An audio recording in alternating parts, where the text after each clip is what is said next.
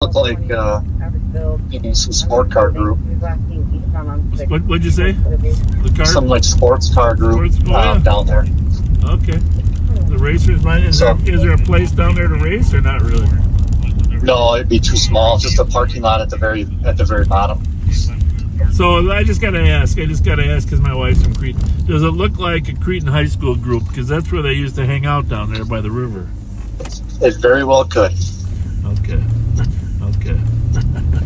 Keep Cretan High School. Keep probing a little bit. The other thing, they could have been invaded by the Tommies. The Tommies. The Tommies might have come up and said, "Hey, we're taking over the Tunnel of Terror from the Cretan kids." So yes. When I say the Tommies, I'm St. Thomas. All right, buddy. Thanks. Keep us posted. Right. Yep. Thanks. Bye.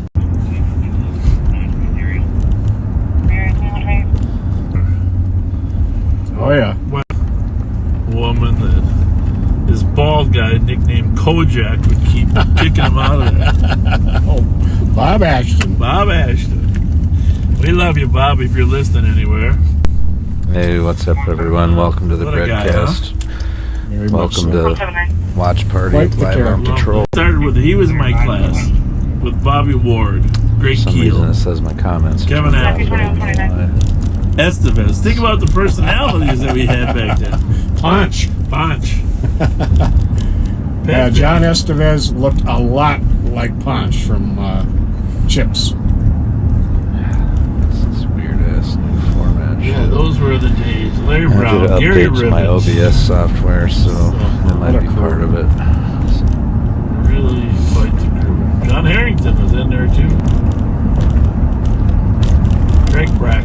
Anyways, welcome and shout out to Live on Patrol for you could sharing have the Hall of broadcast Fame with us. just from half of that class, right? And for you're showing not what kidding. community policing can look like You are not kidding. most all the time.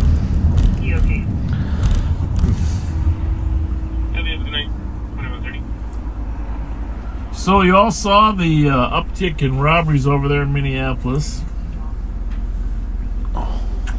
We have been working closely with them, especially when their targets come into Ramsey I'm not on my County. channel, that's why. Pat's got several.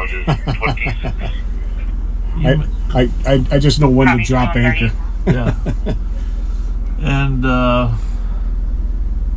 we have a covert channel that we're using in common between Minneapolis and St. Paul to work some of these carjackers that there. A lot of them are actually kids that used to Can you confirm address is 412? steal cars in our resident here is saying that it's the wrong house.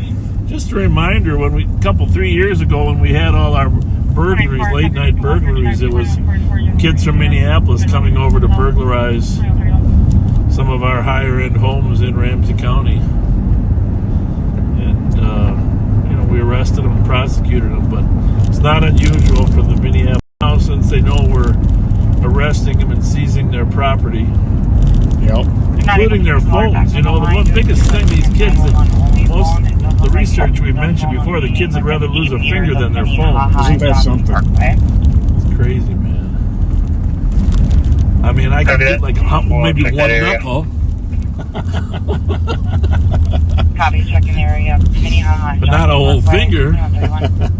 Well, I did not plan to trade my fingertip for a phone, I'll tell you that. Yeah. Even before phones, Bill Schneider sacrificed his thumb. Whoops. Oops. Arresting a burglar and putting the handcuffs on. Sometimes when the gun is in the hand with the handcuffs, it might go off. 361, we're out. Any mileage is 27. No, Pat. Well, I'll tell you, it makes for a total of about 9 inches all winter long in the Twin Cities. Are you saying we shouldn't complain? I'm saying we shouldn't complain. Okay. Well, I mean, look at the streets. The streets are pretty much dry already. but how do we know what's going to happen during the hockey tournament, March Madness? There's always a big question mark around that. Maybe we'll... Well, I know the guy who snow blows my driveway is happy. Yeah. And broke. Sad, all those snowblowers. Mm-hmm. Last year, though, boy, it was a busy one last year. Remember? Yeah, it was. Man. Yeah, it was. Yeah. Hey, Very busy. since we're over here at Lexington, I got to mention a stolen car that fled from Roseville a couple hours ago, looking for a 2014 Kia Soul, silver in color. That's the one that somebody described as looking like a toaster with wheels once. It's very boxy. Plate is GFE 381. GFE 381. They lost it in the area of generally Hamlin and Larpenteur, headed into St. Paul. So if you see that, call 911, folks. Silver. You said silver? Silver, yep. 374. Say, by the way, So on the warrant, it does list that address of 412 Johnson Parkway some on it. of our that they were just past statistics are that as soon as football is over, the viewership He does goes up. register to 412, but So if you trying wouldn't to figure out where mind, they were. share this with your friends and just say, 734. no football, no problem. We've got LOP. LOP. No football, no problem.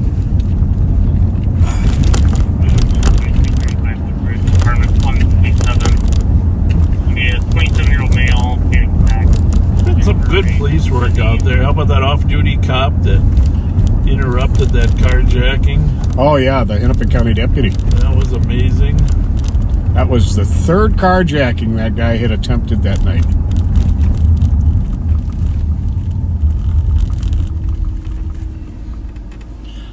I think it was in 2017 he'd been convicted of a murder. Not a good guy. You know, we're seeing more and more cases where citizens, as citizens have become more aware of crime, they're actually making calls that are really important to us catching bad guys. Oh, yeah. So please, don't hesitate to call. Probably isn't. Don't hesitate to call in.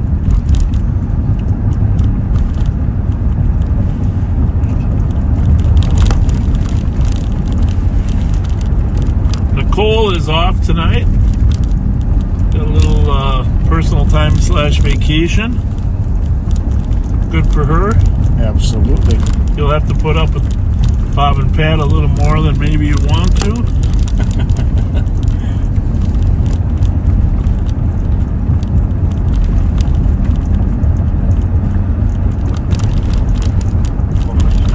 We are going to start doing a little more live on patrol time.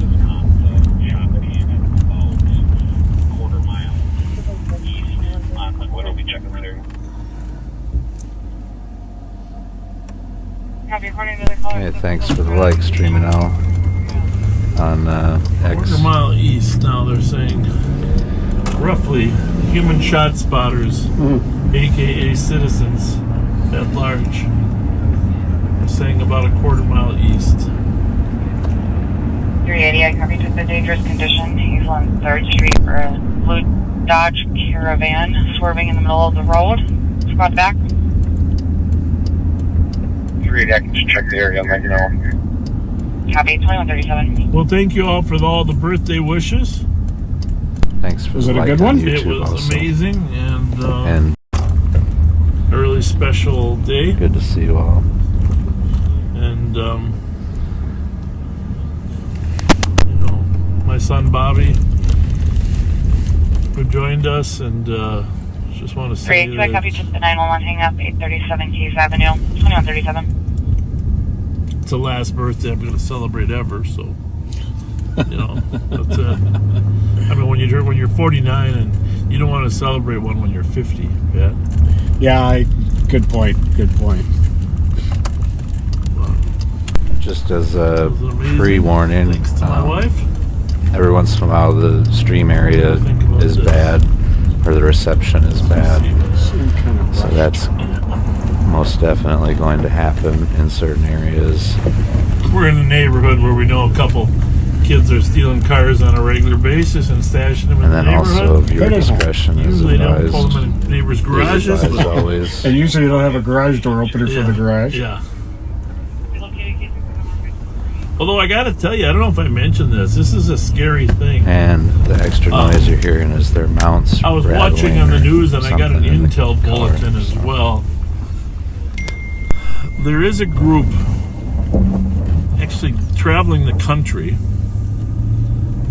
using, burglarizing higher end houses and using Wi-Fi jammers. Now this is important. You might want to, if you have a based upon your home Wi-Fi. Now a lot of people have hardwired cameras, but most people are getting away from those. And some of them are plug-in, some are battery operated. But there's a group traveling now that uses Wi-Fi jammers, and when they jam the Wi-Fi in your house, your alarm system is not going off. Wow. So they've had some of these in the southwest suburbs. I'm not going to say what suburbs because that'll just cause panic. But be aware that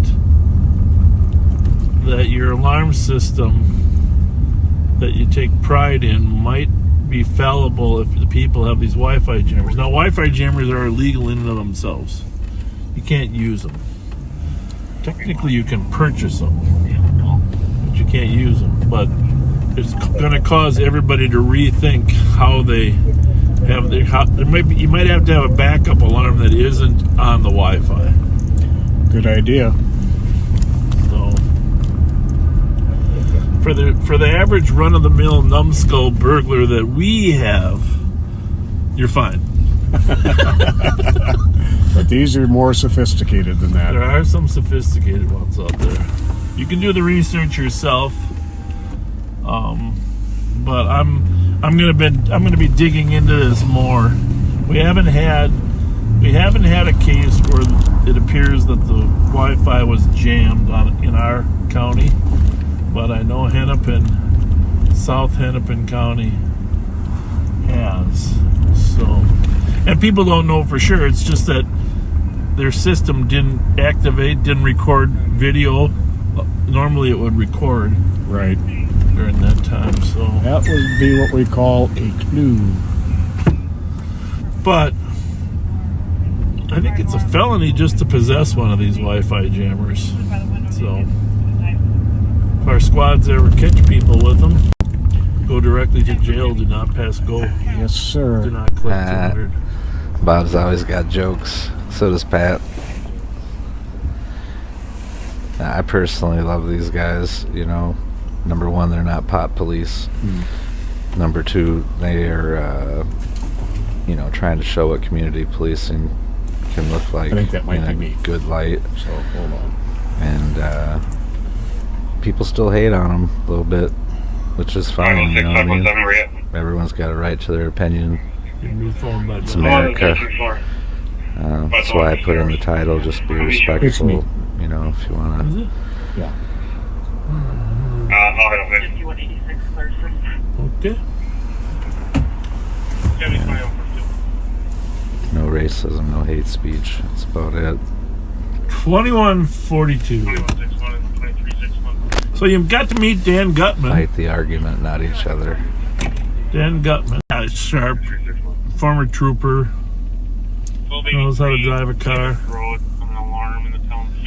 Nicole is going to be with us on Fridays all the time, but she's working gun and shooting cases now that need more follow-up. Any non-fatal shooting cases or shots fired, she's going to specialize in going out and interviewing witnesses, suspects, etc. But she'll still be with us live on patrol on Fridays.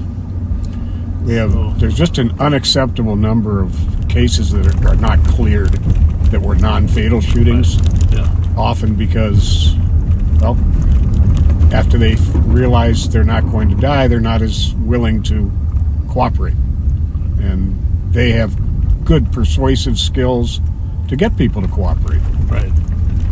Nicole and Ashley are really a good interview team, and they like just digging, and getting to the bottom of the truth. And, and they do it quick. Pat and I were good diggers too, but you always had to take some time to think about where your hole was going. And then we would bounce it off the salty dogs, as we called them in the office, right? Indeed. Salty dogs. Oh, the Fred Slemons was in my class too. Remember Freddie? Oh my goodness, yes. That was another Hall of Famer in my mind. Just pay attention to what you put in your holes. Larry Brown. Larry Brown was there. Seemed like nothing ruffled his feathers. Yeah, you know, at first when I first met him in the academy, I wasn't sure what that meant. But as time went on and he worked at Central High School as a school resource officer, it became obvious it was just his calm demeanor.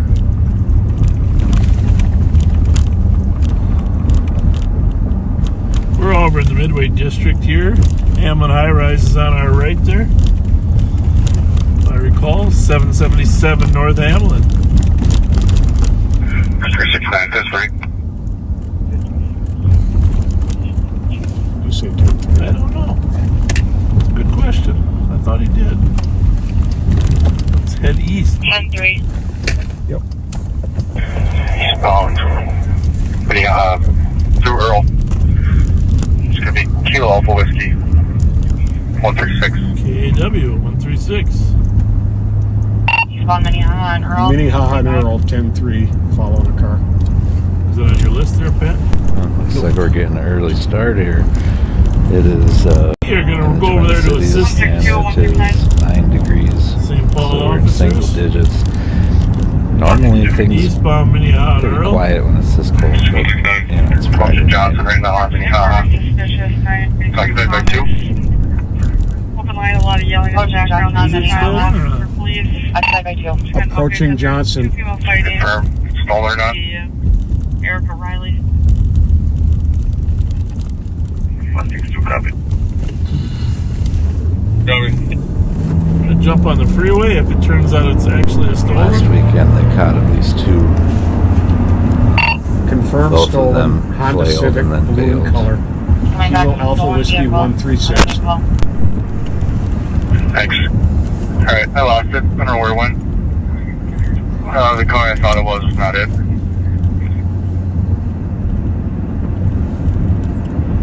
Copy, lost side of the vehicle, 146.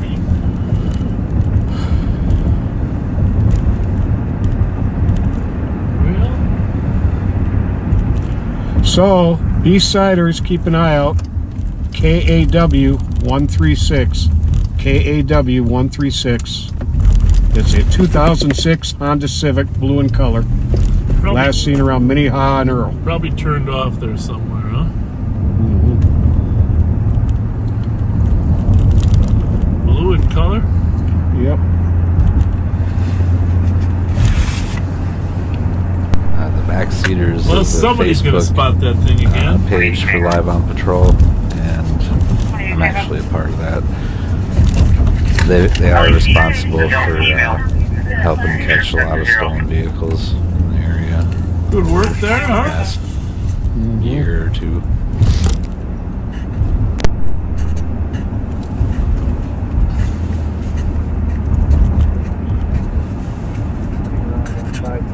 She just believes that he is, and he did not threaten anybody with weapons. Tyler clarified that he did see him running around outside naked and anybody with weapons. Okay, and then you go westbound on Salem from Wells now. Westbound on Phelan from Wells behind that Civic. Copy, westbound Probably the correct plate. November Echo Delta 528. Haven't let it out yet. Right now. Some get more squads. Passing Wells should be coming up to Payne soon here. Get fixed there. Through Payne. Through Payne. Copy, let's move this vehicle Look up right yet. there, buddy. Clear.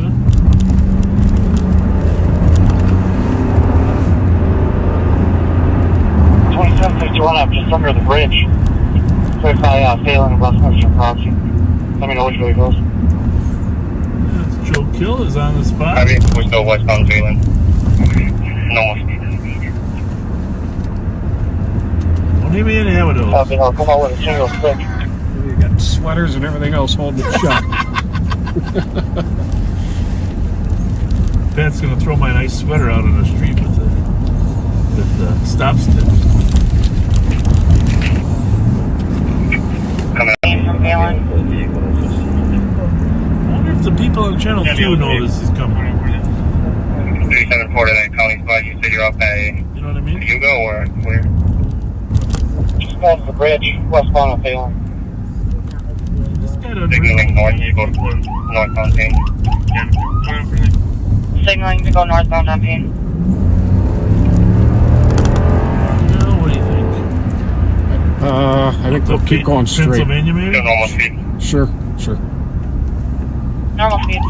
Clear. 180 Tango, 23 LA speed. 0.6 miles.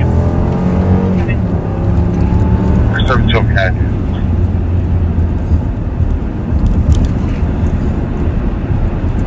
It's probably the surest way to get in the game. Still northbound on Payne, case. I want to let them know there's pin marks headed their way, okay? Well, Joel's already told him that. They're not.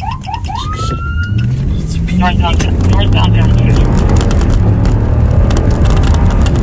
374 to 369, did you light up in the car yet? Thank you. You got unmarks coming your way if you can hold on. Maybe that. Westbound Cook. Really?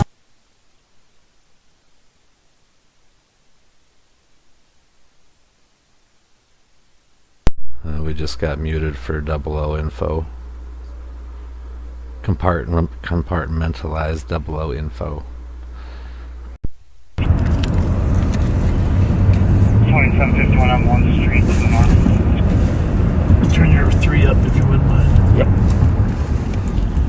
Clear right. Signaling southbound Bradley from Cook. Southbound Bradley from Cook. Bradley from Cook. Maybe. Lighting up the vehicle. That's what I'm thinking.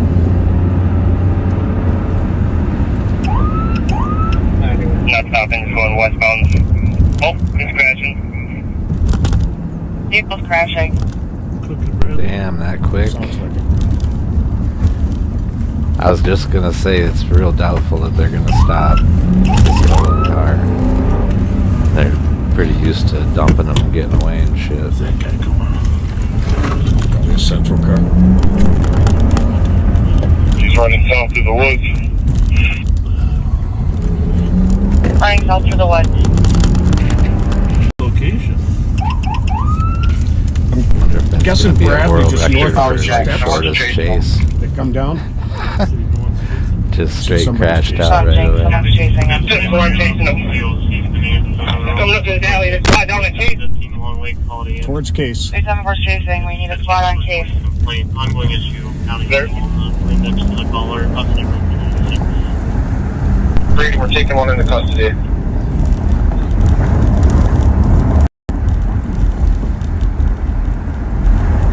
Keep the wheel back.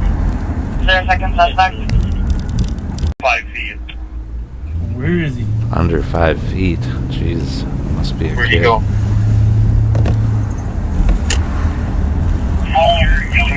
West. I'm lost. Or is it Wee Man? So right Copy, north of smaller us, a younger half, male under 5 half feet a still block. outstanding. See the West on squads Alpha. up there north of, we're on Case and Bradley right now. Fully description. And so they're in the alley right here to our right. And he said the one ran south of Case and caught him. The other one went west. Backseat passenger. You're good. You got a light? Yeah. He was Backseat passenger wearing a black comfort jacket appeared young in age. Oh, I got The that. guy we got down here by Jenks, Jesse, is the front seat passenger.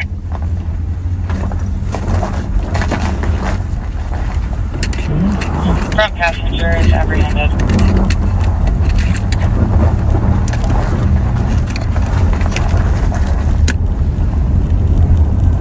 Where do you want this perimeter? And can we get a flight up?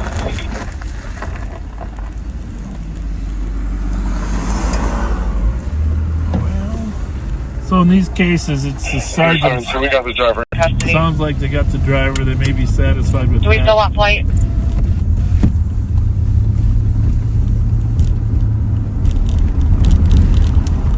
Super cool for canceling your response here. Do we have anyone outstanding still? Copy Yes, 44943 but- Thomas said 2134. Smaller passenger. I believe the rear passenger was still outstanding. Yes, we do. So just to give you some perspective of where everything is at. Here's the alley that We won't be able to track for him, so we won't need flight from a canine perspective. Copy, canceling flight.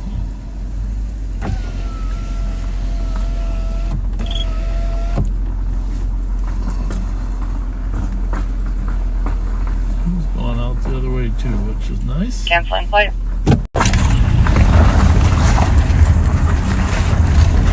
Copy, canceling flight. So he ran down the woods there from there, and right down here the squad's caught him as he's about to go to case. There's actually a stairway through the woods Yeah. down the hill right here. Pressure of the vehicle is moving. And if it's that, anybody check on those vehicles. 374, you just crashed into a snowbank. Didn't hit any other vehicles. That's dangerous. Car over on Earl and Minnehaha. Looking for 64. Another car spots it on Phelan. And then this is probably, you can see the snowbank there where the car crashed. This guy's, oh, there's Mighty Mike on our right. Hey, Hi, Mighty Mike. Sheriff Martin. Hello. How's it going, Mighty Mike? Came down the hill and just went right into the snow. Which is kind of nice. He didn't hit another car. Hey, Very let nice. us know. You don't call us if you're in the middle of it. We were over in West Sector. Oh, I But thought you were right behind me. no, it wasn't us. Oh, shoot. Yeah, we switch the video to you.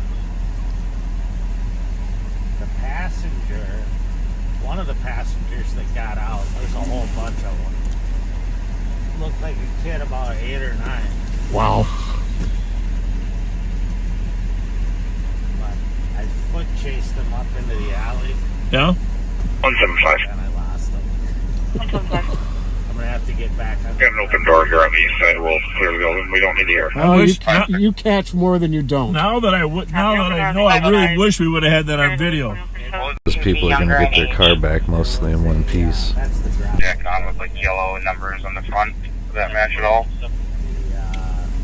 The St. Paul officer chased him right down the stairs. Got him at the bottom. Did you ever see a Letterman's jacket with a Does number anyone on it? have a better clothing description for the outstanding passenger for 506? The little kid I saw was wearing a red jacket. He was. So we're working on it. Give us a second. Where's Kills around here somewhere too, right? Yeah, I think he's up in the middle. Yeah. 506, where are you? Well, that's good. All's well that ends well. 380, 204. And they got the driver. That's always a good I think thing. it's like a red and white jacket, and the kid looks like he's like 10 years old. So Who was behind him at the time of the spin out? No, not him. Sa- Spun out here. St. Paul or you?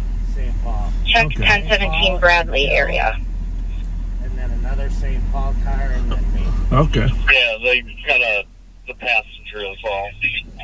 It was occupied 3 times.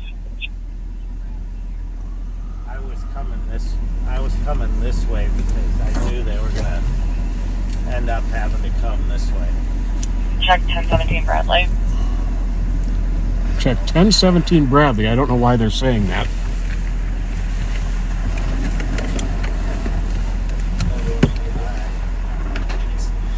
Time to go grass. 1017 is north, right?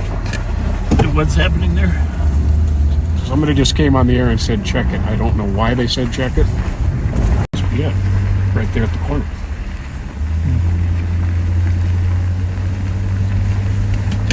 Well,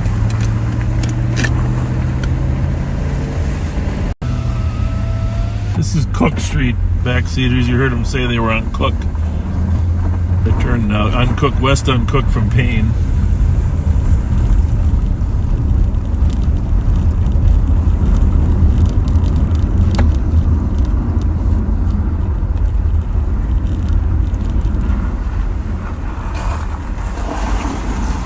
Did you bring this back or not? Yeah. Oh, I think I did. Yeah, I did.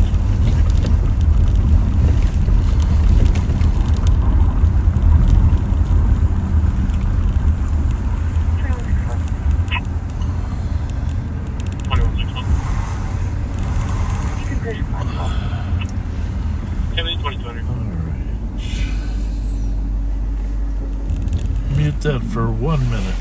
okay.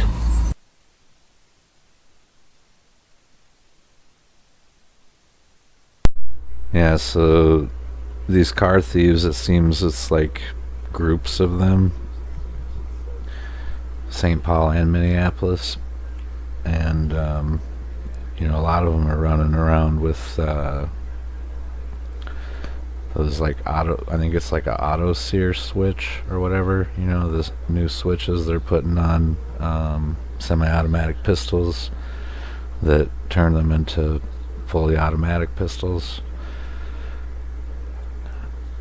And then they're using like extended magazines and stuff.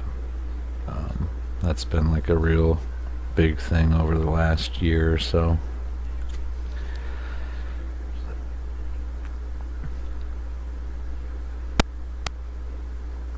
Yeah, one group is referred to as Kia Boys, and those are like all around the country, really.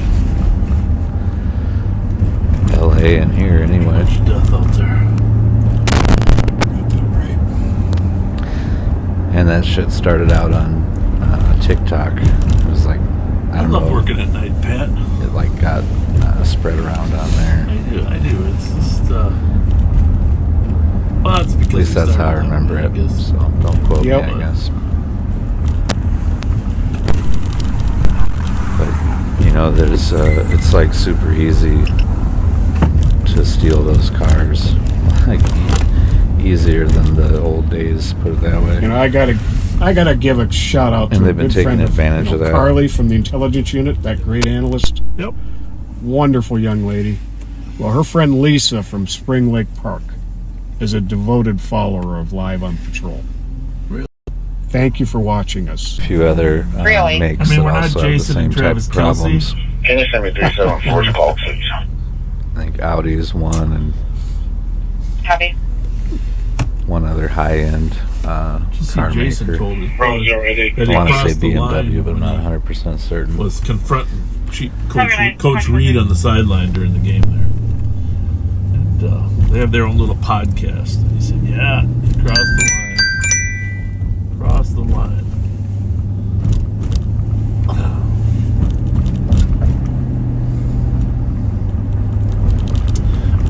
Nothing matters when you win.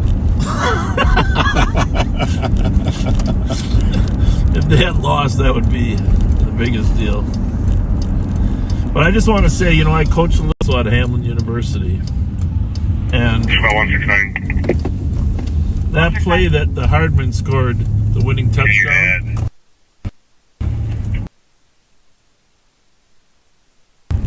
was a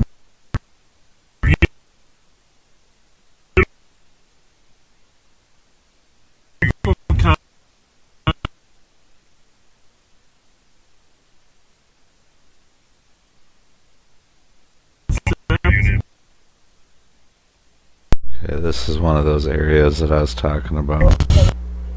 That one always gets me. I got to set a Gets voice my now. back. I'm going to try to refresh Most it real quick defenses will just go to man-to-man, be which sure. means that every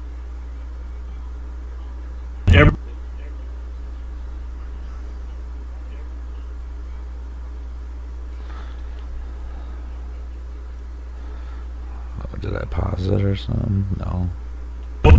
There we from go. the right side to the, and when he goes in motion and he passes the tight end, the responsibilities change as to who's covering who. Okay. So Hardman, as he passes the tight end, the linebacker or corner, they got to switch off who becomes number one on that side. And that's the guy that the number one. And Hardman becomes number two as soon as he gets inside. Well, rather than motioning all the way through the formation, as soon as he gets to the tackle inside the tight end, he pivots and goes back to where he was. So now the corner and the linebacker have switched up who's covering who, and they end up both covering the tight end, and neither one is really on Hardman running into that flat.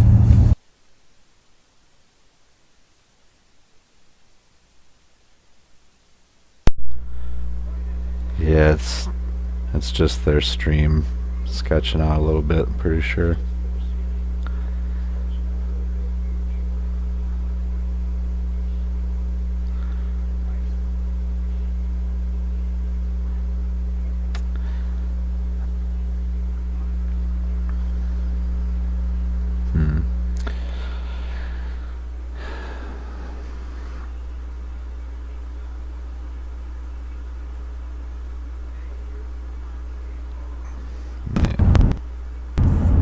What's the banner say? That is going in and out.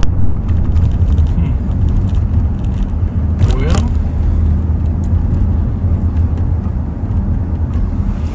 Nope, now we're back up. There's 7-4. somebody's following us with the Wi-Fi jammer. Yeah, probably. Can we get medics to Lawson and Bradley for mail with a headache, dizziness? Going westbound on the eastbound street. Hard to assist, expressive. A male with a headache. You check that dangerous condition in Central. And dizziness. 5th and Wall. Silver sedan driving the wrong way Starting at exit 267. on 5th. Going westbound on 5th, which is an eastbound one way. Back 656, 5th Street, East Wall Street, on a dangerous condition for a wrong-way driver. Silver sedan. Downtown, it gets a little confusing down there with the one-way streets. Mm-hmm. 656, 2682, stay clear. Copy, 268, stay clear. 6-8 copy, thank you, no BWC. 228.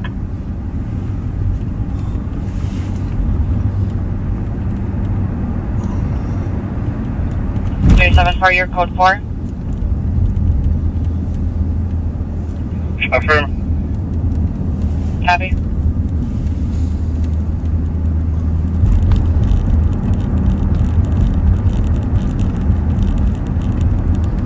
What else we got in new news?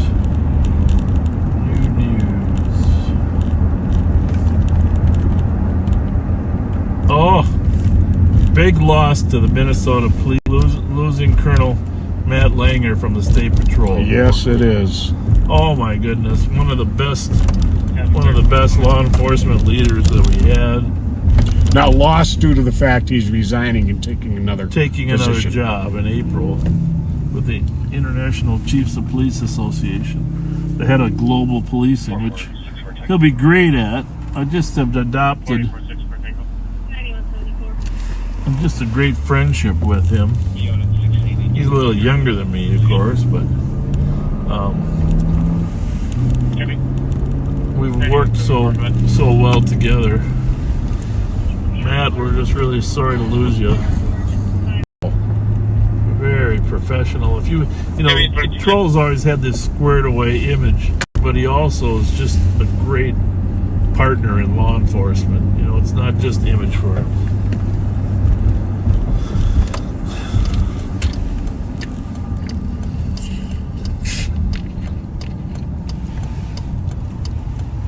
Really gonna miss him. I don't know how you replace that guy. I don't know how you find somebody that is good. He, you know, we get two of the best. Him and Drew Evans for the BCA is another amazing.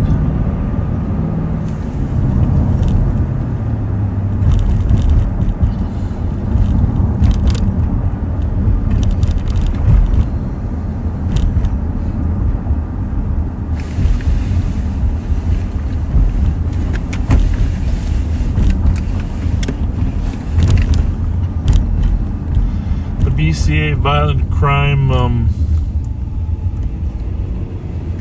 team, East Metro Violent Crime Team, started this last week. Deputy Brian Micheletti is a part of it.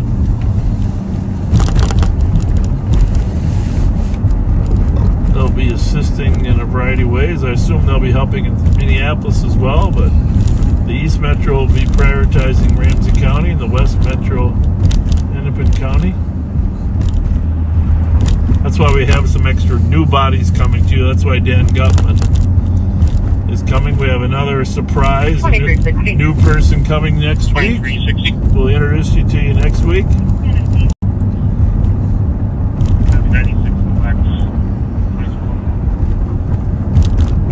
A good team, right, Pat? Just, Absolutely. looking at it from an old, wise veteran's eyes, it doesn't get much better than that, does We it? got a great group of coppers going in there.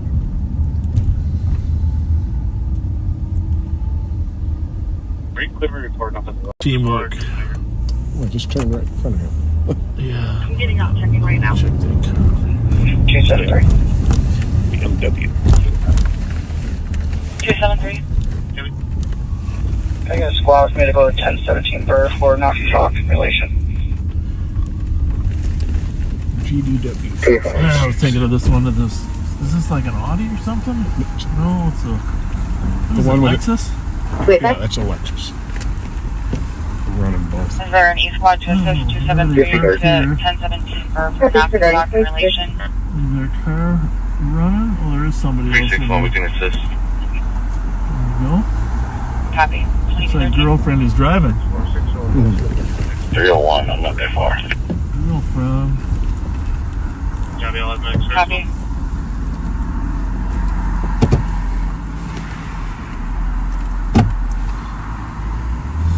Yeah, we've had a lot less activity here since we cracked down on these carjackers. Come here. Most A definitely. lot less shots fired.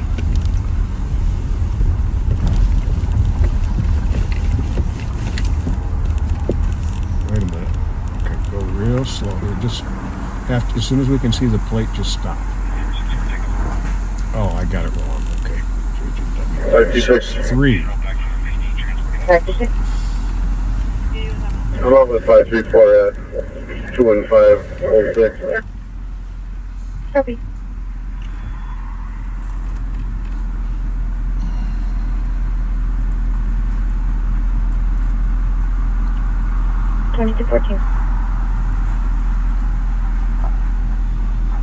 Well, this guy's gonna let us in. That's nice. It's nice, but suspicious. 2350 code 4. And I'm good with the squads that are here. We just want to send medics routine for 2 vehicle accident.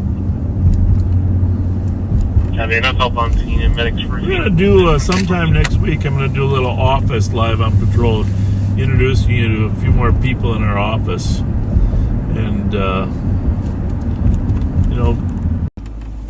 June.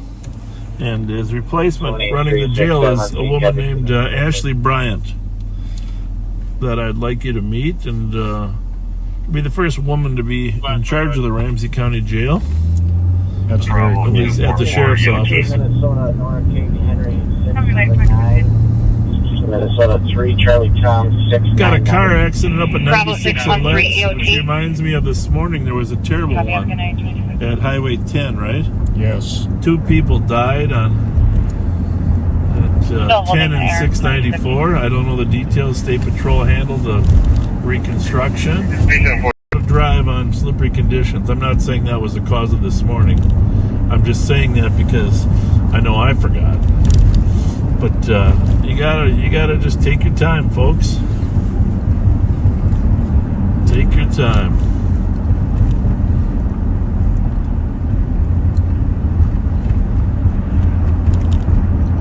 We got a new term. We're gonna call it live 'em LOP slow. It's LOP slow. 311, I copy. Took the assist. Well, I'll tell you, it's a testament to the deputies, to the CAT team, trying to get her belongings that her father's throwing out. There is an OSP and to the importance of getting the repeat Someone's coming in the back of offenders this per address. off the street and into some kind of treatment program. Because when they are off the street, it sure quiets down. Someone's coming to the back of the bar address. 20.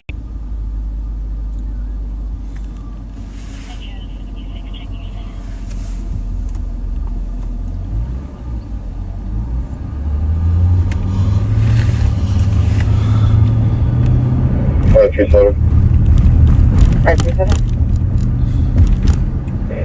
Street GOA. If you put myself in 538 on the admin detail using 401 Robert, please. Oh no, our friend Chris Thayer, house in Sterling, Virginia. Multiple emergency crews on scene. There are reports of trapped firefighters. That's horrible. Jesus. Not good. No. It's not. We still got the old. We're up here at Unisom and Maplewood. It's amazing how few problems we have up here, Oh, right? I know it. These young people, they are respectful. And GCS 3 and 1 jet hat could come and assist on this per address. you guys look cold. Hi. How are ya? Hello. Hold on. 381 will be Have around. fun tonight. Have a good night.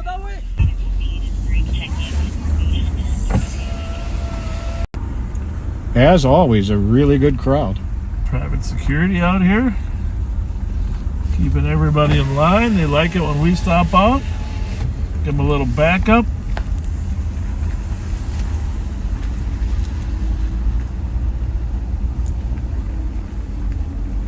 Mostly a Hmong community event center, but for others as well.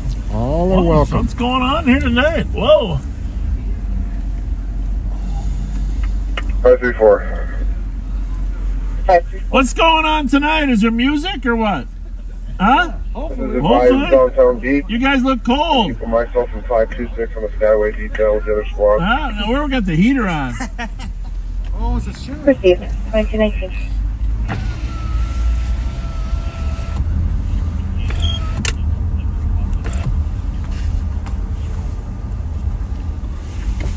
What's that noise? That squeak? No, that radio. Maybe it's a trooper radio right here in the back seat. You know, I don't have all the radio mounts in this car that we have in the other No, ones. you don't. So I just gotta kind of throw them around. Throw them around. Squad 656 traffic. Wabash 7. Lincoln, November, Charlie 946. Wabash 7, 22. Address 60, somebody hears information on address. Well, our friend Mark Cermak has his 71st birthday coming up on Tuesday, February 20th. Have a happy birthday, Mark. 137. Information only, play 220.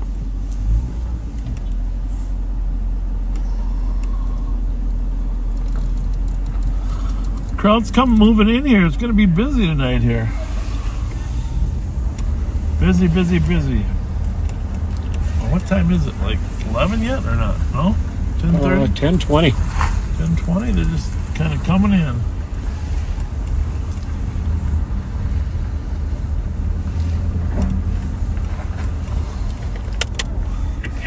How's it going tonight? How you doing? Good. Good, thank you. Have a nice night. Have a great night, folks. Yes, too. Thank you.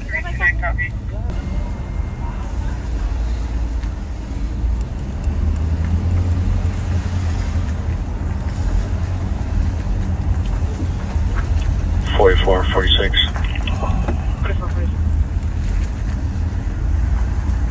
The other motorist is 11 A longtime backseater, Christine Siri, her daughter Tara, and fiance Jeff Lang just got engaged Tuesday.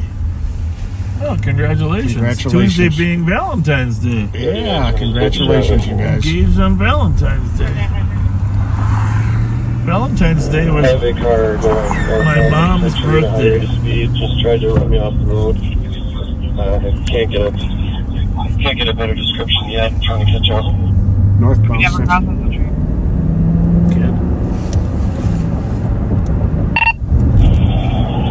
northbound, coming up to 7th Ave. Coming up to 7th Ave on Century.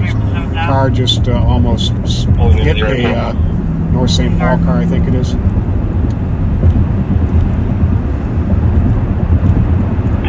South on 7th. What do you say? It's south on 7th. Technically it's west, but it could be. That's the problem. 3912 copy, what's the reason? High rate of speed, trying to run them Go off the this way, road. get into Reckless West. driving, almost ran 2 cars off the road and almost hit me head on.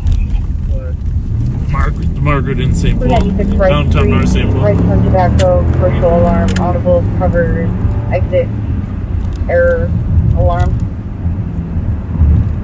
Driving Well, around. he's not coming over this hill. 22. Yeah, really. Shouldn't be that close yet.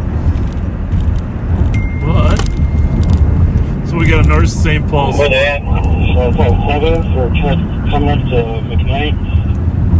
Coming up to McKnight on 7th in North St. Paul. 3912, can we get county and There he is. there? There he is. Since anybody with sticks. He's on 7th. 116 your Tango help. I'm not sure. That might be a car going to help Other him. cars, if you want to copy and go to county east, North Pretty St. sure Paul, he's that going one there. lead was dangerous, reckless driving, almost went head on with the squad. Can you tell me that assist if it's a Buddha? Off-road. There's 5 en route, so you need 273. There he goes. He's eastbound. 1 second here. Those will look right. We're catching up to him. South Avenue. Clear right. 167. County Road B, same as south. County Road B is the same as south. Clear. Keep in mind this car was reckless before they tried to chase it. I'm gonna let you hold this. Let's keep it up loud. 0 on 10. We're assuming that we're behind them, North on right? Harris. Copy 2224. South on what? South on 2nd. Do you want to change this to east? South on 2nd. Sounds like they're on Central. I think they went south. They went south there. That's north. Crossing 7. Or north. Sorry. Coming up to a dead end. Coming up to a dead end.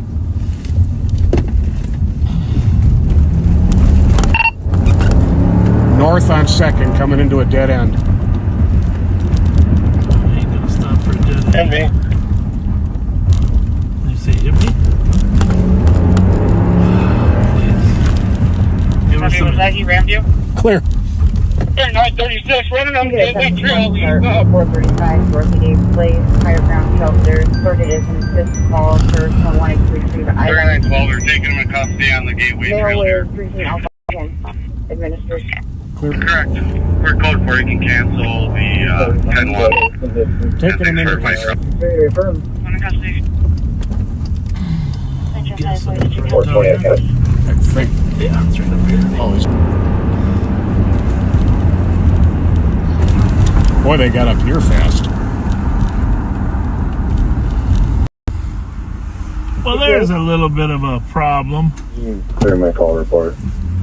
And we'll start to And he ran east. The other squad's down there to the right, Pat, where he ran. Copy, and we're having medics check to see if they are Good related. work, good work. Good work. Copy, and 279. So to our right here is the path. He's advising that the overdose is unrelated to the assist call, so we'll be separating the calls I'll shortly. give you a little. We'll give you a little look. Copy. You're high for OD there. Maybe not. Oh, you can do that. Well, I know, but I just There is an they're overdose. coming back. They Match just number have 2. Right after 16. Copy. 2-0 tonight.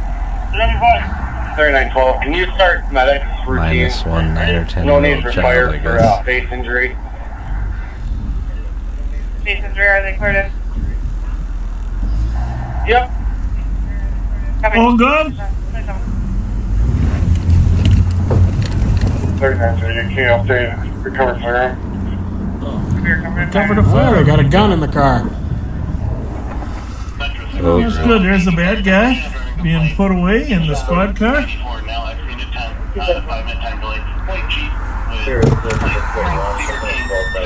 We gotta tell his copper such great work. Train route.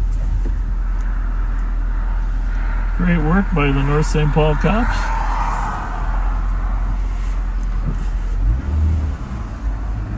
Tango, start for the dirt today. Hey, amazing work, gentlemen.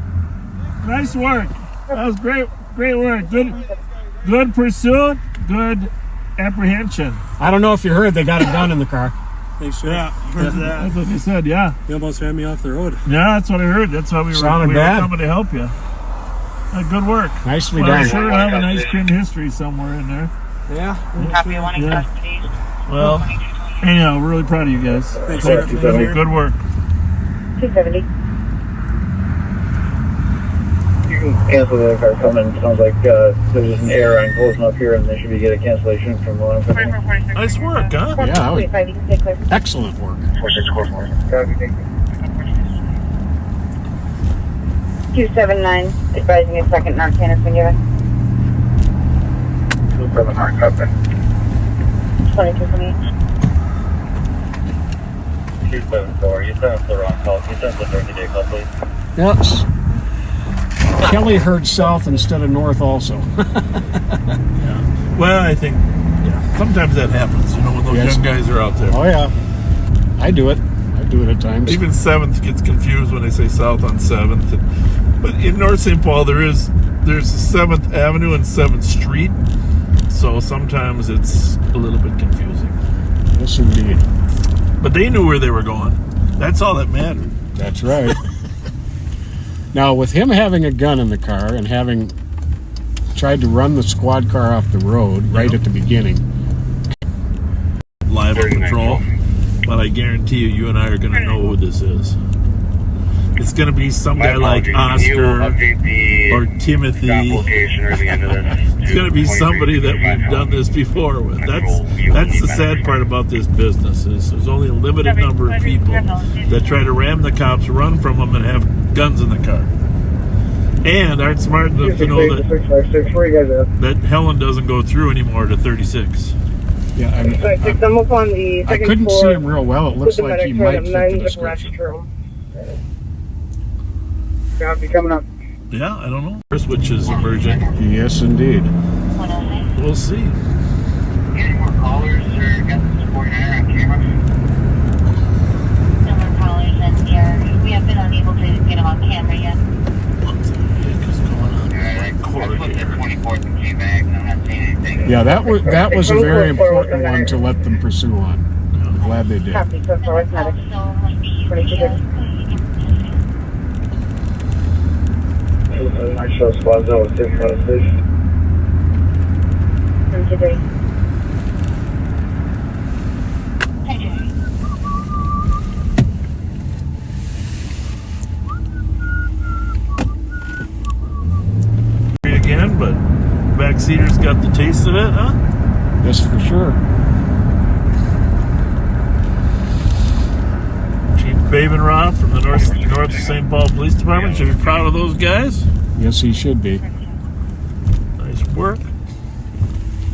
Nice of them to ask if the county was around too. Early on in the chase. For sure. 3912. Maybe I would say that 36 West in English. Apparently there was a female passenger. She bailed on foot. Copy. Bravo 264, I'm going to be EOT. Footprints in the snow. I was wondering about that because both doors were open. Yeah. Female passenger.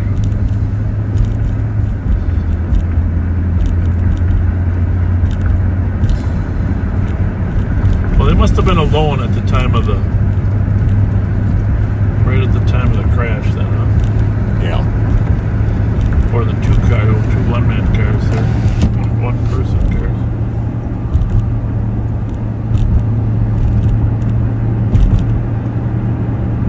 Just went by Webster. My friend Mary Jo Murphy sent me a brick from the old Webster. 273. Thank you, Mary Jo. Grade there. Mrs. Winkles and Mr. Fernholz from my teachers. Can I give you your radio back? The good news is you couldn't have lost it. Do we have an ETA on Twin Cities South? 361 is number 028. Copy, thank you. Darren's out 36 in English, just to back up a trooper there.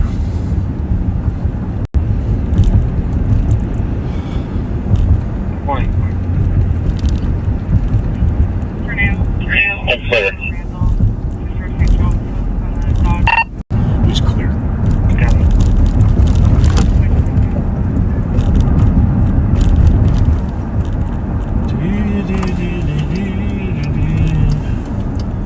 What time is it? 10:30. Jesus, we haven't been out here. 2751 to North St. Paul. Cars, holiday is clear. Happy holidays, sir.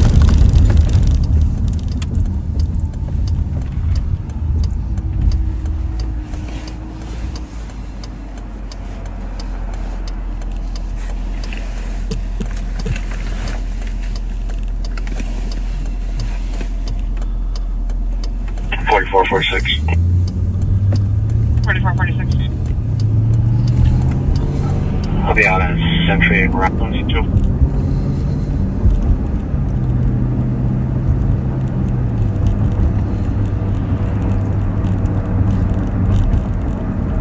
I've turned into medical, new perspective, senior living, 2750 Victoria, room 125, going for 87-year-old female medical.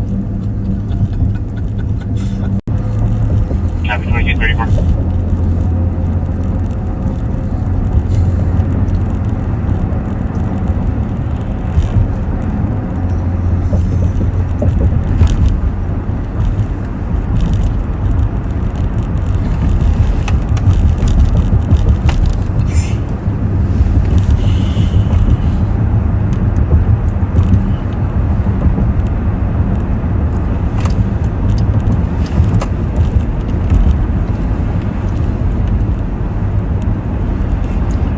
County's in the process of starting a search for a new county manager, since Ryan O'Connor is going to be the head manager of the Metro Council. And Scott Williams, his deputy assistant regarding public safety, is leaving as well, so there's an application process there. 2360, about 10 minutes. Actually, the smartest man has applied for that job. Now, he is the best candidate for that job. Oh, for sure. The sergeant to copy, 1785 Suburban Avenue on a DOC. Male threatening the employees.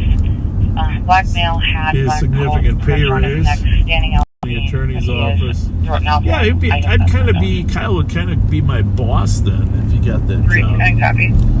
Huh? How about that? Oh, yeah, that's an interesting twist. That's an interesting twist. 382, we're pulling up on that call.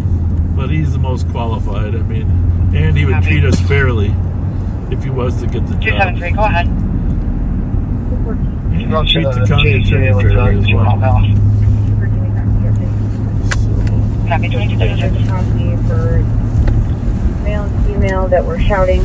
Male, Hispanic male, 50, thin build, wearing a green jacket, black pants. Caller stating the male has a knife. Squad 374 to 273, quarter 4. Description, the male threatened he had a knife. Caller didn't see one.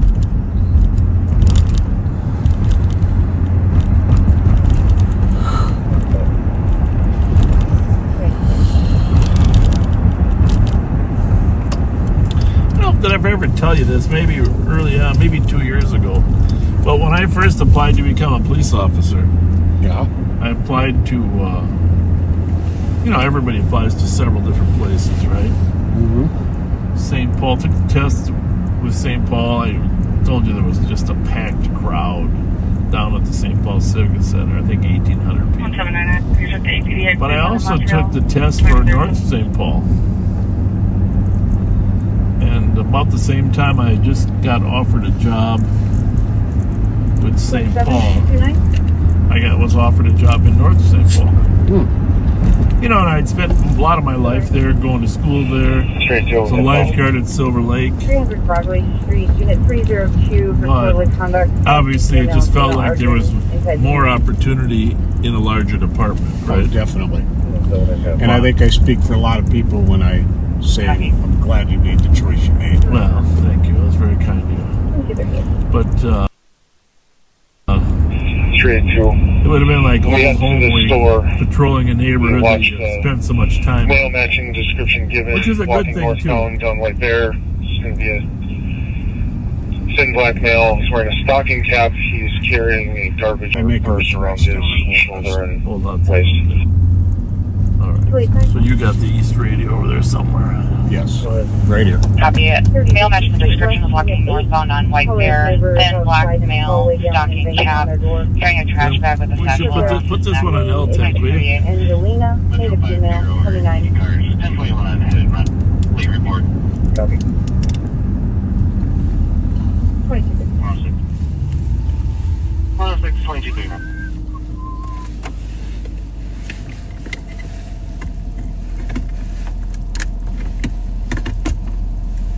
It's like a puzzle. Puzzle.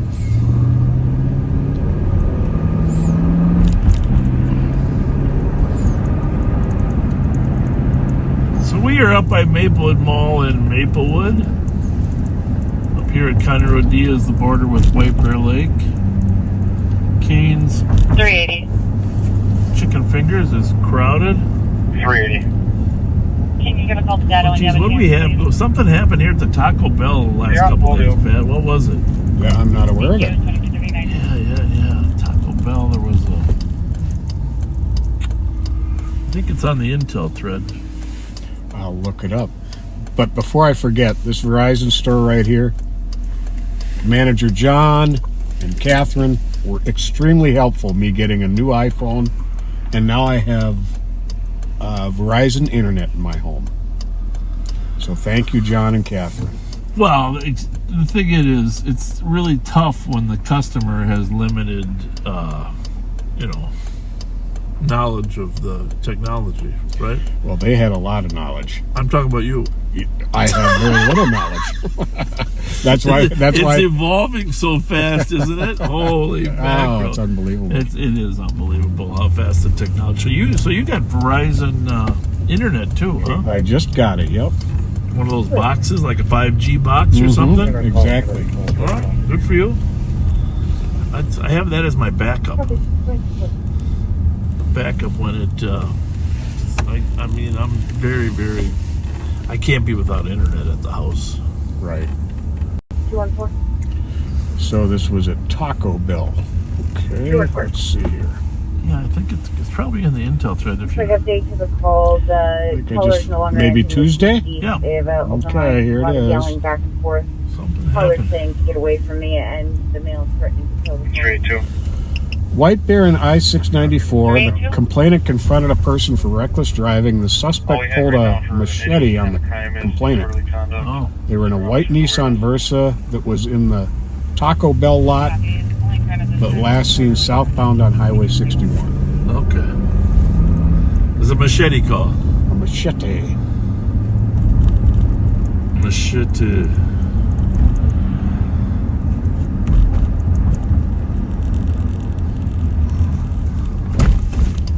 One two eight. You can send me a pending.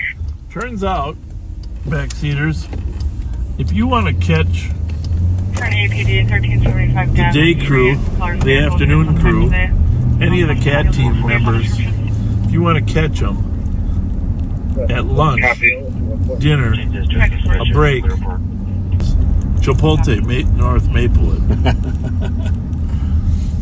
Now, the food is great here, but here's the best place to catch them if you're out and about.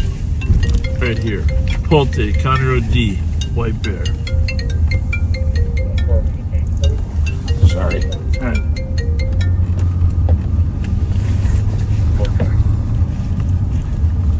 I bet you got a lot of Valentine wishes, didn't you, Pat? I did. And it was very nice I of bet you them. did. 20 exchange. All the time. You're a good person, I try. but don't bring up that I hunger for your touch shit again.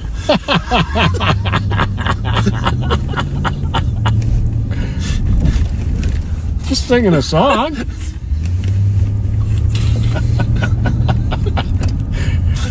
Everybody said, boy, Pat sang that song and there was dead silence.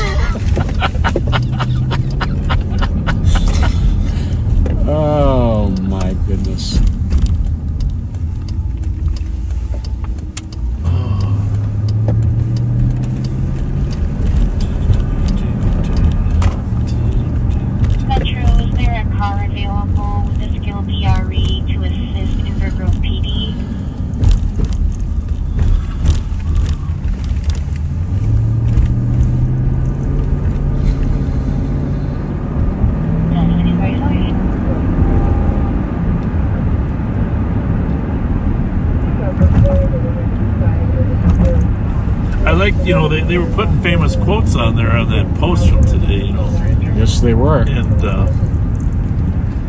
And I got to say, it's making me self-conscious about saying the word indeed. oh, really?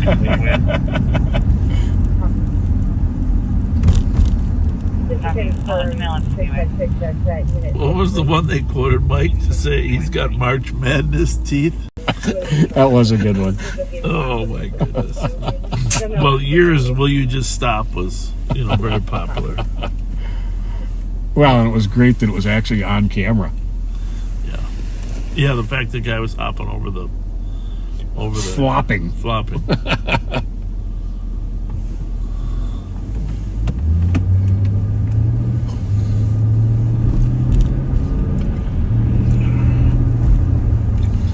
Well, Terry Landrosh, happy birthday to Kurt's daughter, your cousin Myra, February 15th, your sister Kay Comer, February 23rd, and Myra's husband Jim Jensen, February 10th.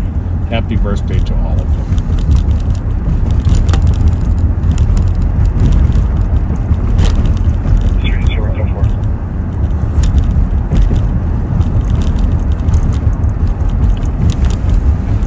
I was thinking that we should have right? Oh yeah. And his wingman. What was his wingman's name? Sat in the chair with us. Come on, they're gonna. You forgot too? Say that again. Johnny Carson's wingman. Ed McMahon. Ed McMahon. Well, at the beginning of every Johnny Carson show, there would be a monologue, but it wasn't like Jimmy Kimmel's or Fallon's monologue where they're alone. They would, him and Ed. Kimmel tries to use Edward, his little sidekick, but I think we should have Linders help us with a Bob and Pat monologue at the beginning of every Live on Patrol. And add a little more humor because, as hard as we try, we're not that funny. If we had a good writer, with a few good jokes, you think that would ruin the genuineness of it? Yes, absolutely. All right. But I tell you, what's his name? Our PIO, Steve Linders. He's very talented writer. Oh yeah, he is. Very much so. Talented. He can come up with some good humor for us. This is a little bit heartbreaking, but my daughter Kirsten had a beautiful, friendliest, most wonderful dog named Gemma. Got hit by a car. Oh. And it had to be put down. Oh, sorry. My prayers are with you, Kirsten, and Maddox, and Dustin, all of you. That's terrible. Yep, well, if that happened to Rocco, we'd be devastated. Sure they are. Yeah, a dog becomes a part of the family.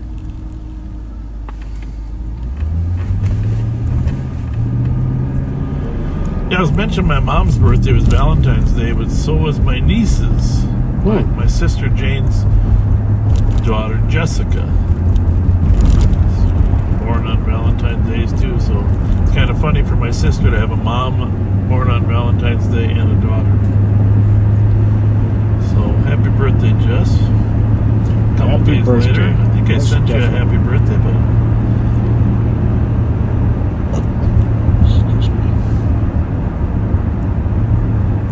Grandkids, their birthdays were this week too.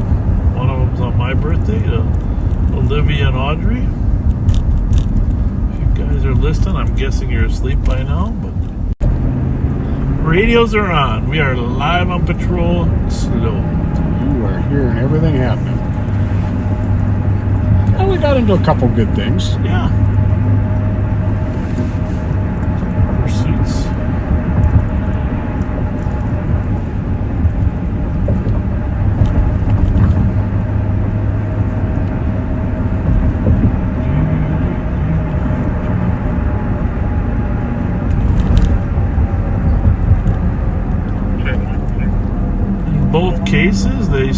squad stuck with the driver. It looks like a passenger got away in each case, but it's okay. The driver's the top stolen. It was just something else going on. 8. Caller's neighbors pounding on the door. We may need a female. I feel like there's more cars coming out, Pat. Sounds like the female party lives in apartment 5. I haven't confirmed this yet, but I know there's a big concert downtown. I think it's. I'm hearing it may be Madonna. Madonna was here. I thought she was here a couple days ago, but maybe it is tonight. If anybody knows what the concert is downtown tonight, well, we haven't been downtown. We can head down there too.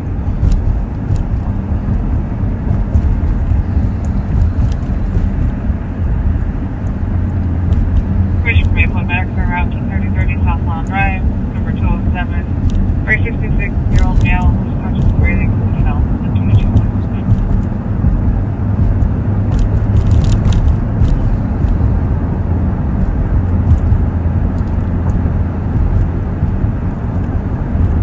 Drunk bus driver up in Moose Lake. No, Moose Lake disbanded its police department, didn't they? Did they? Yeah, they're going to go with Carleton County Sheriff's Office now. They got one officer left, who's the chief. Everybody has left for other higher paying jobs. Police department just graduated 13 new officers, but that doesn't begin to offset the shortage of 300. Not even close. And as the chief said, downtown they're retiring faster than he can hire them. Yep. 420, go ahead. If you want your city council to... It's 420 tonight. Please. Sergeant Wallace. I mean, I'll give you a call here. Oh, that's right. I forgot that. Our friend Dee Walsh? Yep. She had her birthday on the 13th. I hope it was a great one, Dee. Happy birthday, Dee.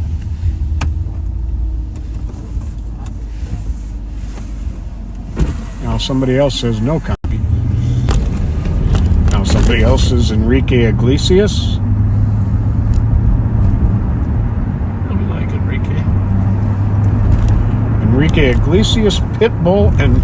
Last week, they were going to be there. And how about Taylor Swift? 96,000 fans packed into Melbourne, Australia. Largest concert ever she has ever performed. 96,000. Can you imagine that, Pat? 96,000. Come on, Pat. Unbelievable.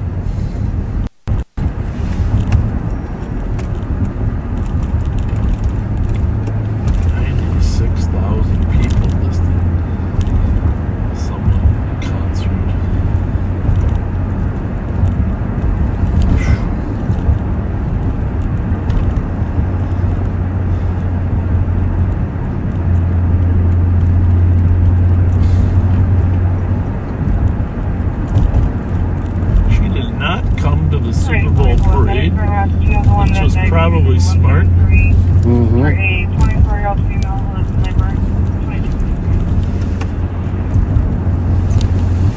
Let's check out this location down here at 824 White Bear and see if there's a loud and disorderly party. Ooh. My goodness. Let's see how big of a hurry he's in.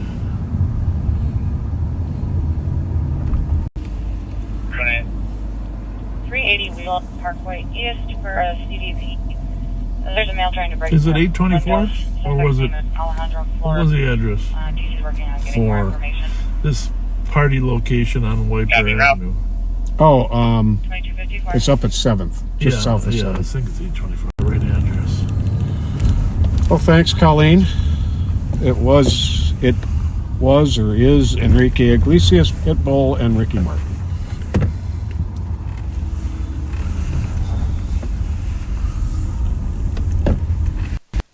You mind me asking, what kind of music does Pitbull? It's sort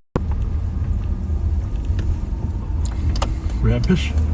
This Pitbull does it go.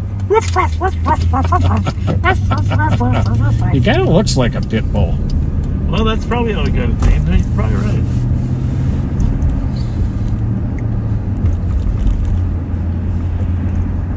trouble.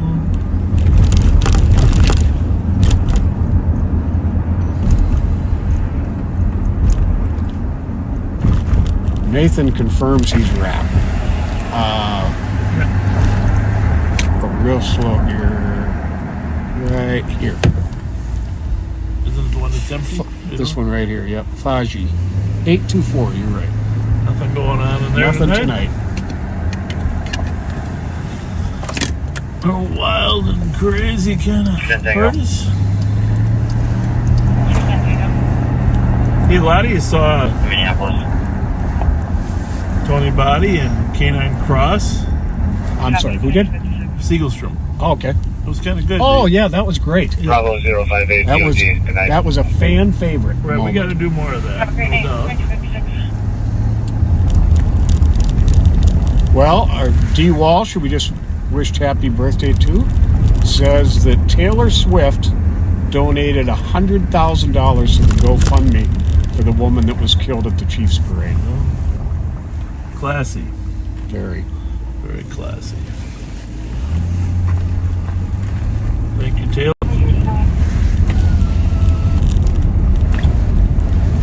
You know,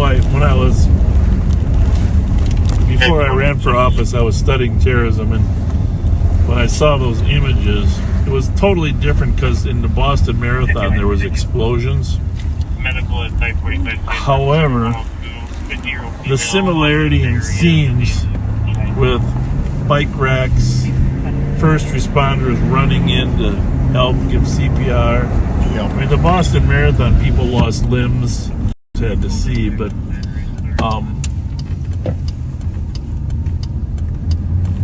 the thing that bothers me about this the most is how fast we forget. You know what I mean? Oh, yeah. How many days do you think until the news? Next up, your number one.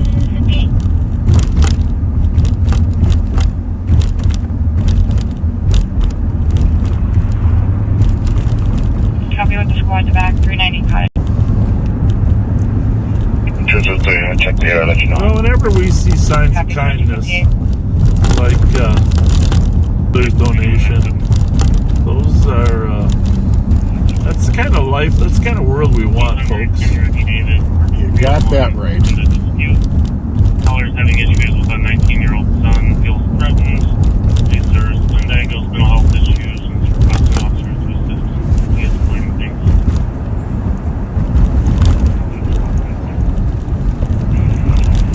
Squad 112, case number.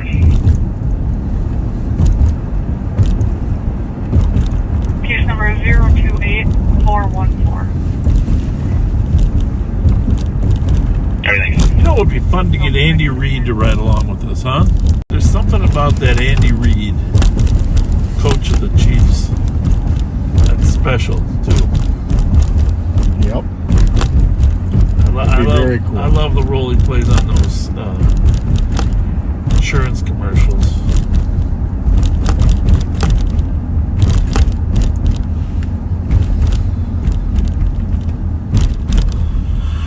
We're running out of crime, Pat. Yeah, we are. I tell you what, if we're going to take a look at the January crime stats, I bet you're going to find out that St. Paul is way down. Way down. And how about Minneapolis? Something seemed a little wrong about that. I agree. But this is the cutoff to the Phelan. A lot of people use it, but I guess you never go fast. I think it was just in a hurry to get across 7th Street, which, if the way is clear, probably isn't a bad idea. Speaking of cars, we should have our new Durango back by next Friday, according to Angie at the 179. 179. Barnett Dodge. We'll be giving a courtesy ride to United Hospital. Copy. 2300. Check that 380 relock way just to see what we got going there. We're always looking for the auto theft calls that come in that spuds might not get you right away. CAT team can jump on them. Took off in the vehicle. Last seen westbound out of the cul-de-sac, which is Edgemont. Okay. So toward... Or not? No. No. Okay. So St. Paul side. Correct.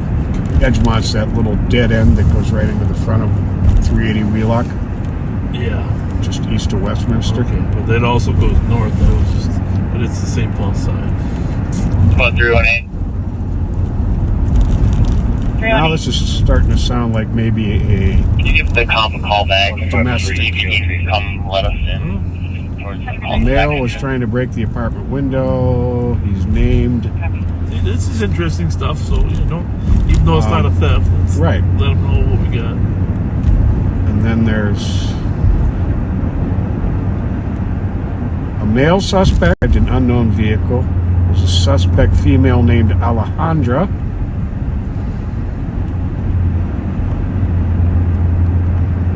Sounds like maybe the female left in the caller's GMC Yukon gray color. Not sure.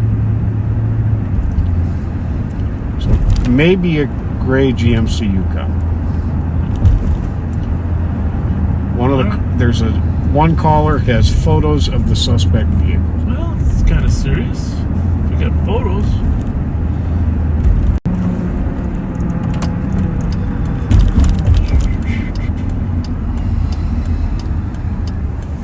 Sure really which way they're going, huh?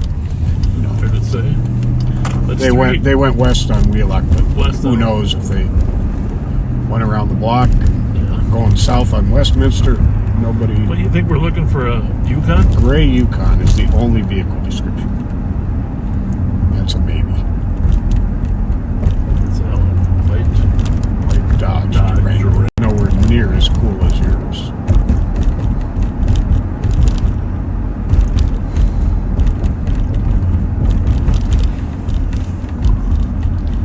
I was thinking, even though we don't have Hellcats, we should order online those plastic Hellcat things. Paste them on the front. Hellcat.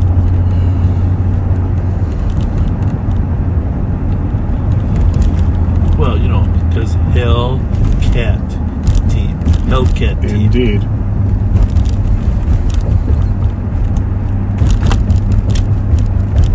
Hellcat team. Well, we might have to change it to Heaven Cat team, just because of the principles we stand for. Not quite as fast as the Hellcat team, but close. But we give them hell. Yeah.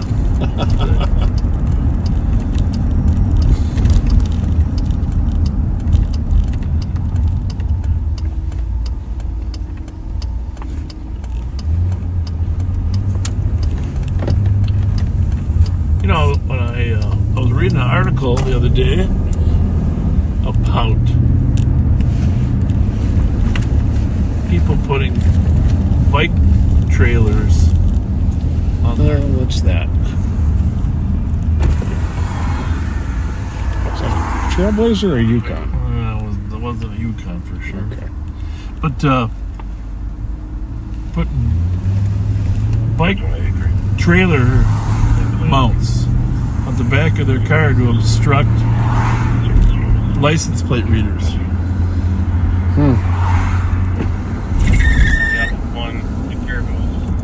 And a lot of those people will license plate covers do that too. Even the clear ones. Yeah, and some of them are bending their plates in. Have you noticed that? They're bending them in. Sure have. That's a giveaway that they are trying to conceal something. You guys let me know that's the apartment. It's always something. There's always a new angle, isn't it? Yep.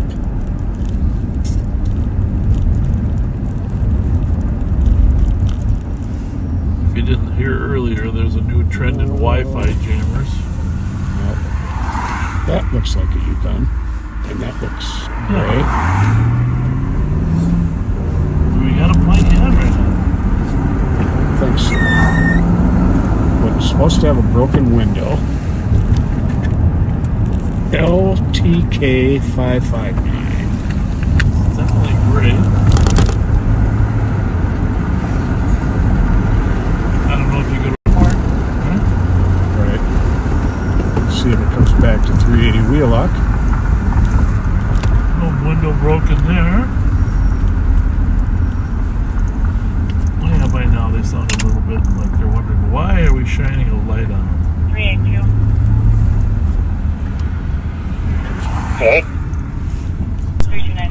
pretty sure they weren't wanting to get pulled over, but it's just a roll up and talk. Broken window?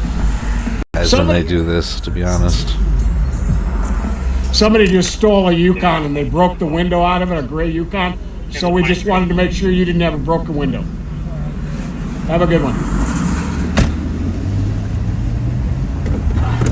You know, they could roll up on someone who has like real reasons to run and not give a shit, and you know, his window wasn't broken, but his window prayers for their safety, regardless, and for everyone. We had to open the door to talk to too.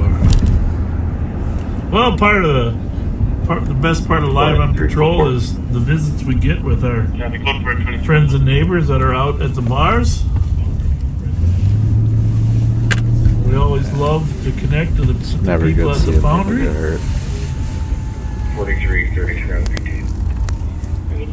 Let's just see what the Rock's got cooking.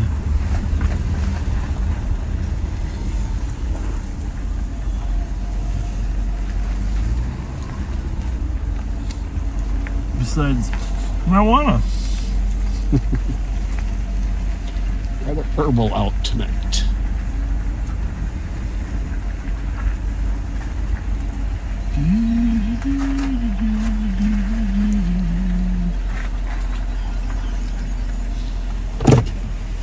It is cold out. It's really almost too cold to be hanging outside, right? 9 degrees. What the heck? Well, now There's been birds that are migrating back early. What's too. going on? Swans and stuff, and all quiet on the hopefully Western Front. It's supposed to get warm. Are they again, smoking though. inside? Is there nobody smoking on St. Patrick's Day or what? Was it? Just the outfit. What the heck? Yeah. 214. Yeah, you're either an Irishman or the Grinch. All right. Yeah. So everybody in their car. No problem. Thank you. Have a good one. See you later. Clear disperse with 8570. He had a complete green outfit on. Sure did.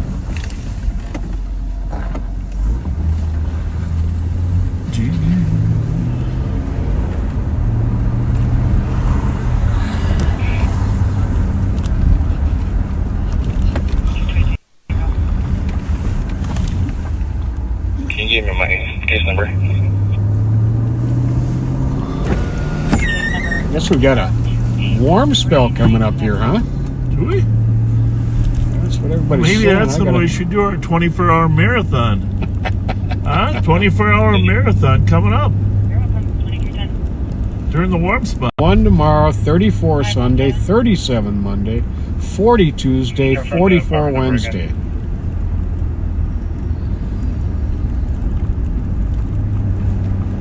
And then back cold again. Thursday, Friday. What's the date on Wednesday? Well, let's see. What's the date today? Copy.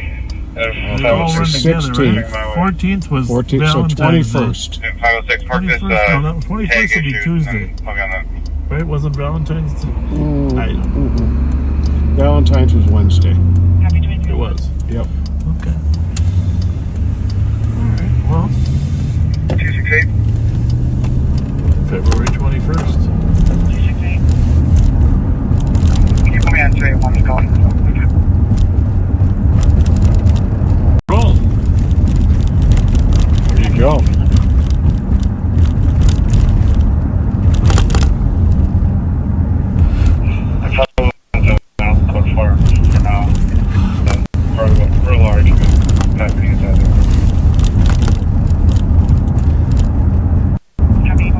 Was there a group or what was that called? Pretty convinced at this point that it's a camera mount making that noise, because it's happening in all the vehicles. But it could be the gun mount in the center too, or anything else. 321. Clipboards do that. Can you add Lima Kilo Foxtrot 365 to our call? Copy.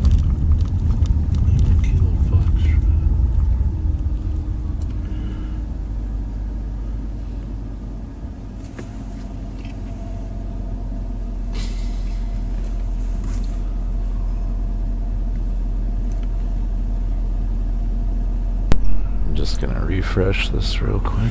We're over on Rice Street, southbound at front. Drive by Bourne's Bar. Sounds like it's a continuation of that threatening list. Okay. Or Suburban.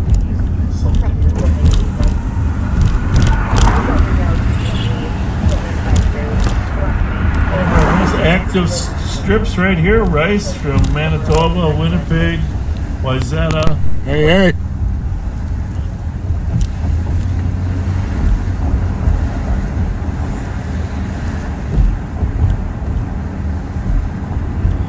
Did you get a plate on that? See the one just now? Maybe it's different. It's in relation to 380 Wheelock. Yep. You got a plate?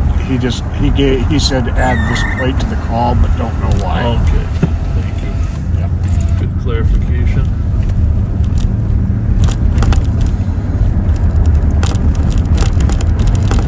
Well, let's go see if we can meet Pitbull.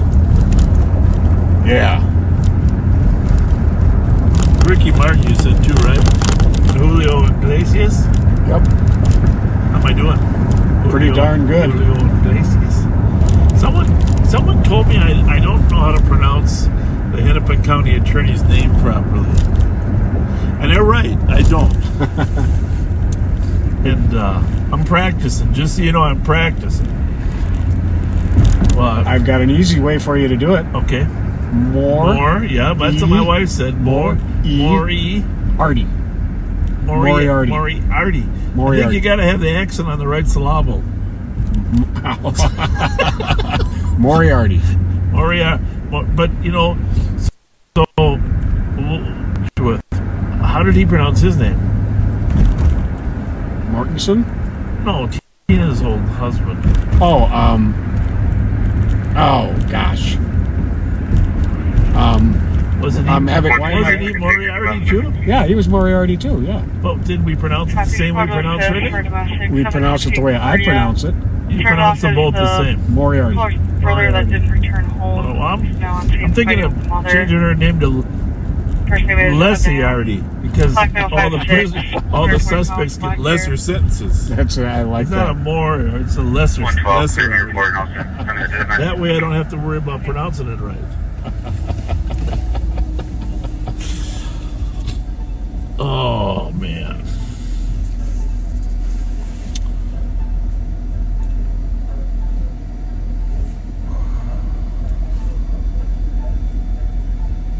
I think maybe in politics, so you don't just use your Irish name to get elected to some office. Everybody should have to run as candidate 1 and candidate versus candidate 2, right? I've had this conversation with a few people. Yeah. She is doing exactly what she said she was going to do when she was campaigning. She didn't sneak in and all of a sudden surprise everybody with this. No, but people don't pay that close attention. Well, they should have. Well, they didn't. They voted because the name sounded good. Yeah. Well, the interesting thing is the sentences for a lot of these shooters and suspects are right. Yep. And ultimately, the best policy and practice. And you saw, Chief O'Hara talking about it at length, the accountability for juveniles, etc. So yeah, it's a bad cycle we're in because 1-6, you're still on the line with the comp. I believe it's still being secured. She and her assistant, Ms. Davis, don't believe that juvenile detention is a good alternative. So there you have it. Ramsey proving that to be false. Well, there's so many reasons that juvenile detention treatment, but B, it definitely keeps the community safer in the meantime. So, man, I think we're at the point now we just have to say that definitely. And it's not really politics; it's policy differences. We're going to steer clear of the discussion on the trooper issue, but somebody's chasing somebody. The sirens. But on the issue of holding young persons accountable for violent crime, we have a huge gap in our policy perspective. Definitely. How do you pronounce that name? Moriarty. Moriarty. I don't know.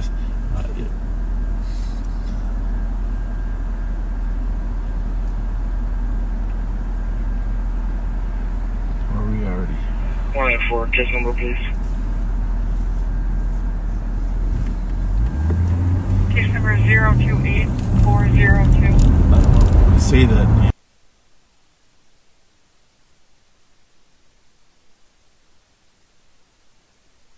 name. High-speed chase or employing the spike strips that we typically mode at this time.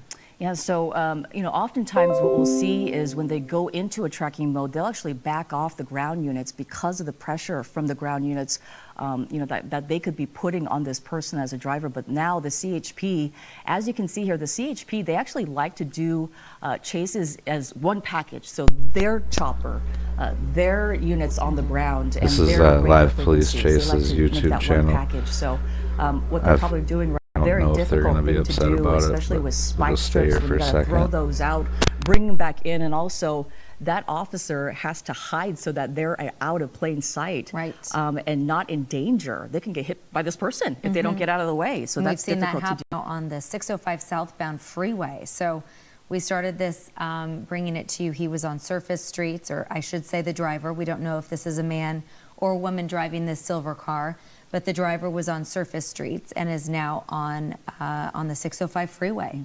That's right, and we have no word exactly of where this car was stolen. All we know is that it started in the City of Industry. We don't know if the car was actually stolen from there, or perhaps the chase just started there because they looked up this car. But it looks like right now they're going, less than freeway speed, Serene. Yes. And it does appear that this driver is driving obviously somewhat erratically, weaving in and out of lanes here on the 605 freeway. We've seen, are there hazards on right now? It seems that they're, but either way, not driving safely or cautiously. And you wonder why they do something like that, because they want other people to get out of the way quicker, or are they just taunting CHP officers? Hey, here I am, come chase me. I've got my blinkers on even. Right, and we do have retired Police Sergeant Patrick O'Malley on the line for us right now. Sergeant, are you with us? Yes, I am. Okay, have you been watching this for a few minutes? Can you give us your take on it? Yeah, sure. Hello, Susie and Serene. Good evening. Good evening. Thanks for being with us. Yeah, thank you. I saw that it went from local police department or sheriff's department to CHP. So at this point, it looks like CHP just has their units behind it and their air resources above it, and just doing a standard following for now. So it seems like the driver of the truck, either due to intoxication or unfamiliarity with the truck, they kind of keep swerving around and making different types of turning movements. But looks like they're on the 605 south and a little above the flow of traffic. How often, if you will, Mr. O'Malley, just in terms of following a truck that is stolen, Officer by two O'Malley, different by the agencies way. now, out of the City of What the Industry, heck? going quite a ways, all the way to Norwalk now. Is this a pretty common offense to be pursued for, or could there be more to this? It's hard to say. Yeah. Stolen vehicle is a very common crime in LA County. So in this era that we are in now, a lot of police departments will let them go or try to follow it from the air. But CHP, they have their own different policies and procedures, and they like to stay with this kind of stuff and follow it all the way till the end, especially when it's going to stay on the freeway. Yeah, as you mentioned, Sergeant, oftentimes we see just the airship continue to follow the vehicle and those ground units pull off so that they don't put anyone in the public in danger. Why does CHP have a different policy than some of the local sheriff's departments or police departments? Their policies are in line. They just weigh some of the factors a little differently. If it was to get really erratic or really high speeds and where it was a danger to the public, or danger to the officers that are following it, and they have their air resources above, they may decide to also pull off or put some units at more of a distance. But in this case, the truck's going just above the speed limit or the speed limit, and not making too many erratic turns. So it's just a perfect situation for them to use their air resources and use their units on the ground. They probably have 2 units and a supervisor behind it, and then they'll just follow it till the end. Well, let's talk about some of the stopping methods, Sergeant, if you will. We often see pit maneuvers. Shout and out once strips, again to this is very dangerous to do, Live obviously, Police at Chase's this, YouTube type of channel speed at for 77 sharing miles per this hour on the feed. freeway. I haven't been able to What do you find think another they're one talking that's about right now, active right at the moment. More than likely, they're trying to set up some spike strips, up in front. But the hard part with spike strips is this channel is 100% on it, like 24 hours a day, pretty much. The freeway. So if he was they're a great one continuously in the fast to lane or the subscribe slow to lane, and give a that like, would give them a better please and opportunity. thanks. But with a lot of cars around, Hopefully it's they also don't very get hard. upset with, and then in terms with of me about it, or the with pit the maneuver, channel. usually it can't be above 35 miles per hour. So if it gets down into that range, then that would be something that they would think about utilizing those tools also. Yeah, I can't recall, Sergeant, often seeing the spike strip. Yeah, and it's mostly due to the speeds. So if the speeds got down to 35 and there was no vehicles that that were around it, that it wouldn't indicate. If you're just joining us here on KCAL News at 9, this is breaking news. A chase of officially trying to stop this person in the City of Industry, and that's when they fled that scene, and that's when the chase began. The CHP taking over well as the freeway, again, starting in the City of Industry, and we've been through various areas, and now we are in Norwalk on the 605 southbound. We have retired Sergeant Patrick O'Malley joining us on the phone tonight to give us some insight. Mr. O'Malley, if you can just talk briefly about what the CHP is doing right now. You mentioned that you did notice the 3 units behind, and that's pretty typical of the CHP, the first unit there and then the 2 behind that. Yeah, most departments utilize 2 officers, general patrol officers, or in this case, the highway patrol officers, and then a supervisor. So if there was information that led them to believe there was multiple people in the car or there was weapons involved or anything else, they could request more units. But in this case, supervisor in their air unit, and they'll just keep riding it out. They're probably going to start entering into some of the LA CHP jurisdictions. So then these units will hand off to their other jurisdiction, and then those units will take over. So once they get a little closer to LA. And I do want to point out, you're seeing that speed just go through the roof. We just saw it go over 100 miles an hour. We were just saying, Sergeant, that this truck hadn't gone too much over the speed limit, was at the speed limit or just over the speed limit. We just saw the truck pick up a lot of speed. They were in the 90s, even over 100 at one point. And now it appears that they may be getting off the freeway. So a lot of really erratic behavior. What do you make of that? I think that might have been just a bad reading from the helicopter. It didn't seem like it got that fast. But yeah, now he's getting off, and he keeps swerving like he doesn't have full control of the vehicle for whatever reason. So we'll see what happens now that they get on the side street. So they'll start to notify the surrounding agencies, probably the sheriff's department, and let them know that they're in the area. And if they need their assistance, then they'll be there to help. And oftentimes what we'll see is, as Sergeant mentioned, the CHP taking pursuits as one package, meaning their airship, which is overhead right now, the CHP helicopter, and then ground units on the ground there and their communication lines. Because oftentimes what happens with different agencies, as we see this car go through a parking lot right now, an empty parking lot, thank goodness for that. Weaving all over the place, is we'll see them, do this often and kind of come out of a plaza or so trying to evade the CHP, but it looks like the CHP is following right behind them. Just saw a Michael's there, so we know that this is probably a large strip mall, or there's a Lowe's, and we did see some people. There are a few cars in the parking lot, so rather empty, but there are people out, and it's always, I'm always curious what's going through the driver's mind at this point. They're in a parking lot.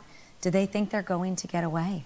And, you know, with the units right behind them, too, not just the airship overhead. You know, we often see when, you know, police departments are in a tracking mode, they'll often just, you know, track it from the air with the airship. But in this case, we got, like I said, the CHP on the ground, in the air, and they're still not stopping. But they are stopped right there. But it looks like it was a green for them, at least. Yes, because he did blow through, he or she blew through a couple stop signs and was having no regard for any safety or traffic signals. But now it appears that they did at least stop when they came to that intersection. Sergeant O'Malley, are you still with us? Yes, I am. Thank you so much for being with us again tonight. Retired Sergeant Patrick O'Malley joining us over the phone once again. I want to talk about when this person was inside the parking.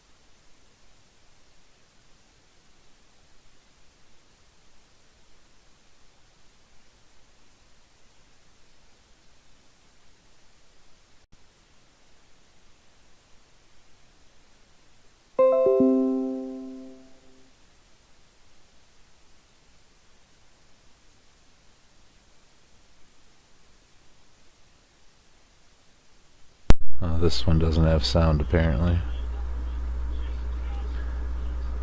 I'm gonna give him a like anyways.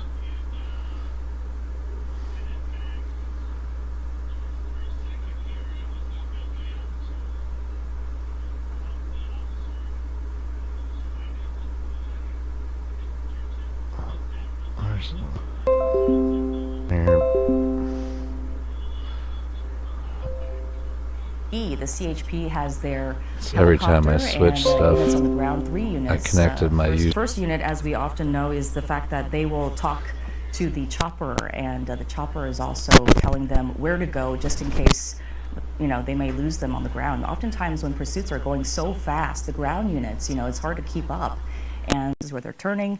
But this has been a pretty slow speed pursuit compared to most that we see, Serene. Yes, very slow.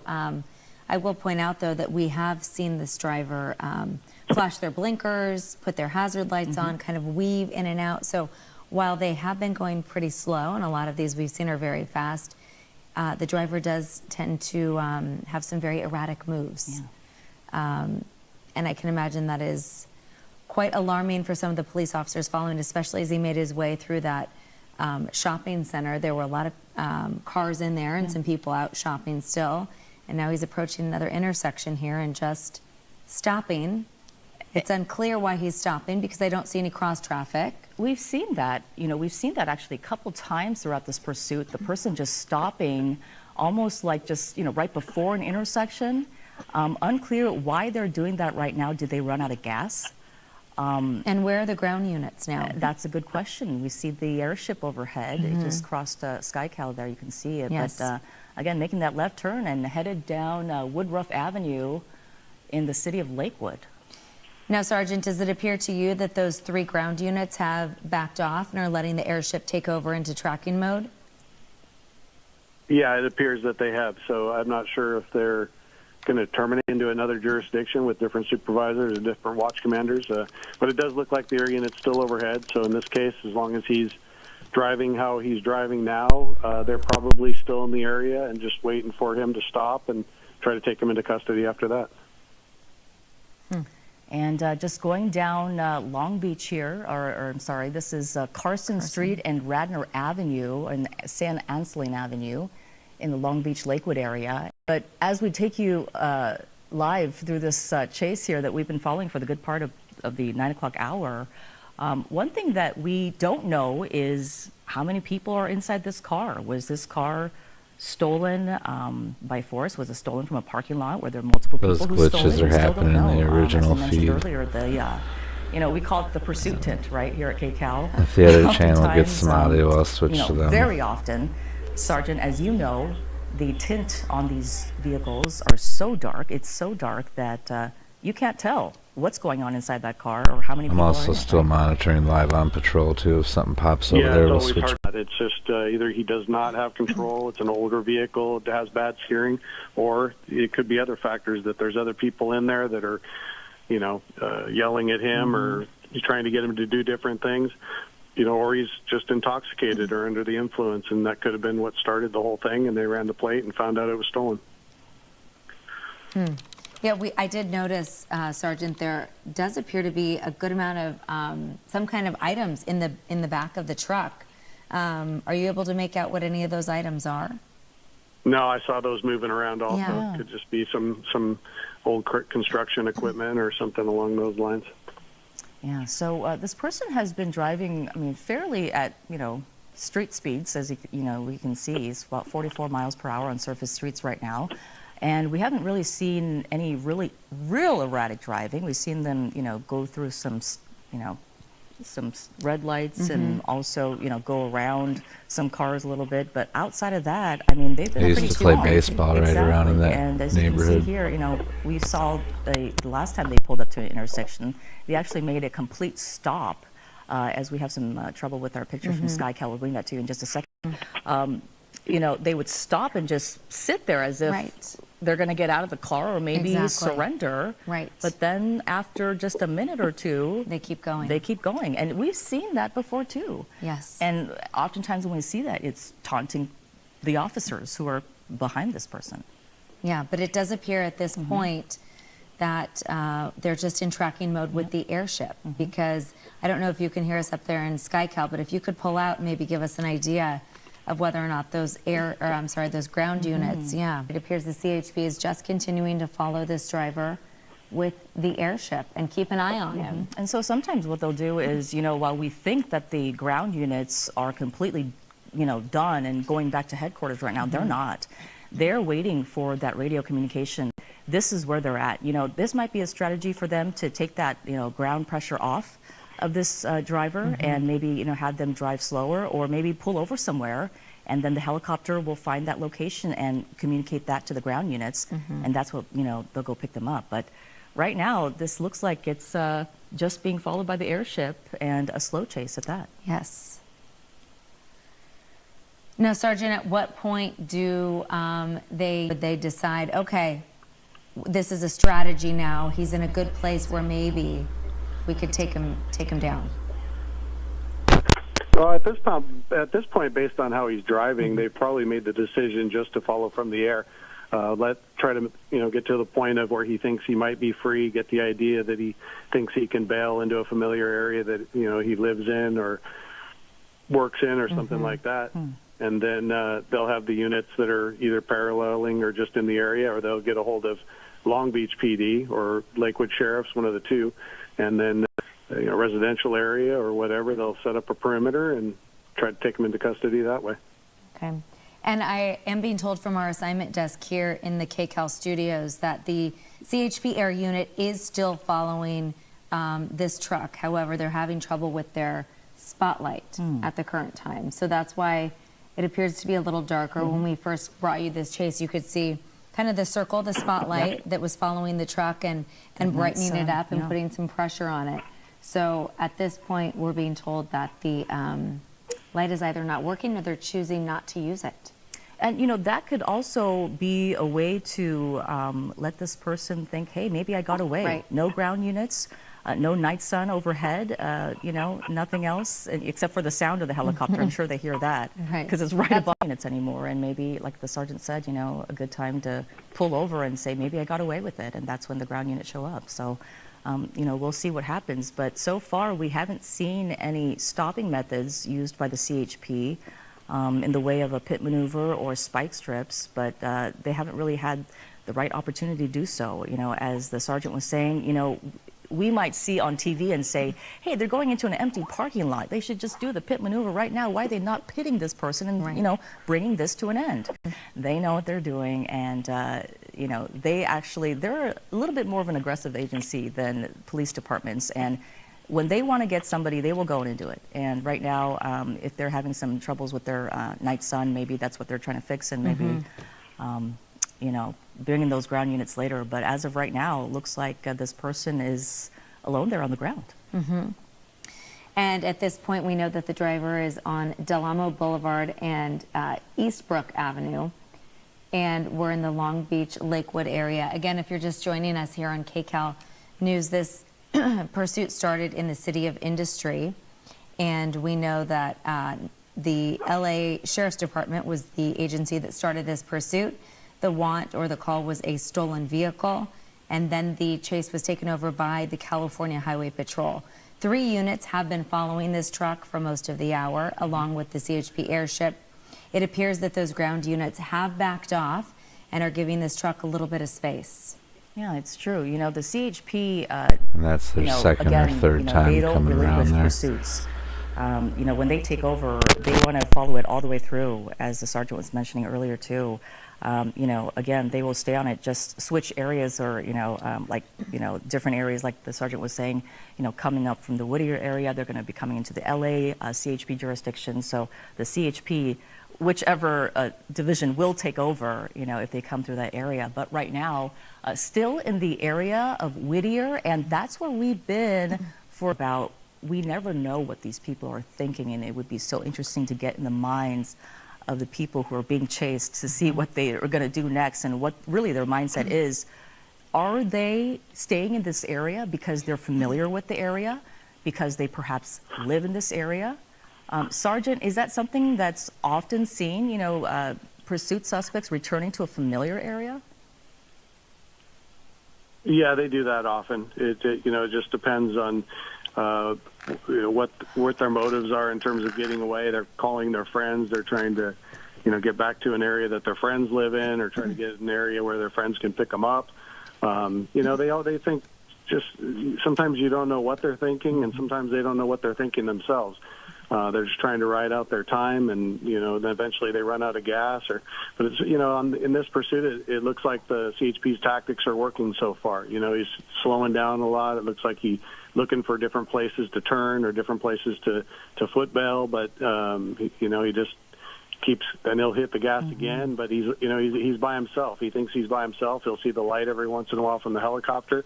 So that's exactly what they want. Get him to either run out of gas, slow down, jump out and bail, and then they'll come into the area and try to take them into custody that way, and everybody's safe. Yeah, well, as you can see on the right side of your screen, this is from earlier when the CHP ground units were chasing this driver. They have since backed off their units and are now chasing just from the air. But I think we see the night sun on the car in question, and it'll be lit up, and they'll know that they are being chased by the helicopter, especially because of the fact that it's so bright. But with no ground units there and no night sun overhead, as the sergeant was saying, maybe this is a tactic to get this person to pull over and think that maybe they're not being chased anymore. And when you do see these two pictures side by side, you can see just how dark it is and how much light that night sun does bring to the chase, right? Because the picture that we're seeing from earlier, when they were being chased, you can see that spotlighting is very bright and illuminated. And in our live picture, the smaller one down here in City College area, it's dark and it's hard to see exactly what he's doing right now. But we know that this truck is still moving along now on surface streets in the City College area. He does go for a little bit, or he or she, and then stop, just like this, and then keep going again. And it just makes you wonder why they're doing that. As the sergeant was, perhaps alluding to, was, is this person intoxicated? We don't know that. We don't know how many people are inside this truck. We don't know if they're armed. A lot of big questions tonight. A lot of variables. Yes, a lot of variables. And obviously that's what the CHP is taking into consideration right now, all those different factors. But again, when they just chase from the air like this with their airship, they do have ground units, about 2 blocks away or so, pretty close by, just to make sure that they are there, Johnny, on the spot when the helicopter radios in their exact location when the car does stop. And Sergeant, it is kind of hard to see. Do you think that there is a chance that they would be turning the night sun off intentionally, or do you think they're really just having an issue with it at the current time? It's hard to say. A lot of times when they pull the units off, they also, turn the spotlight off. They wait in nice dark area, make him feel that he's all alone, he's going to get away, and then the second he jumps out of the car, the spotlight comes back on. Or a lot of helicopters, they just won't use their spotlight at all, and they'll use their FLIR system so that no matter where they run, they can see exactly where they're going, and that So we don't want to give away too much, obviously, because we don't know if this person is listening to KCAL Live on, right now. But the CHP trying to lay down some spike strips. As we've been noticing strips, sort of a pattern in the way they're traveling in the same area. Really, in the same area. They haven't really traveled far from this area of Whittier. Or Los Altos. We've been seeing Long Beach, Bellflower area. Lakewood, yeah. Exactly. So, they're looking into spike strips right now. But again, as we've been talking about, there's got to be an opportunity for that to take place. And it's got off because he was driving pretty recklessly and just kept the airship on it. But now that he's back on the freeway and really not changing the way he's driving, I'm hearing that they may get units behind him again. So he's 405 South here, coming up to Palo Verde in the Long Beach area. Again, the car itself is what looks like a Chevy Silverado. Got some stuff in the back. Tinted windows, so I can't see inside. But for those of you who are following along on the scanner, all my scanner hounds out there, it's switching to the Westminster frequency is what we're hearing on the CHP gray. So if you're following along on the scanner, that's what you'll want to switch it to, is the gray.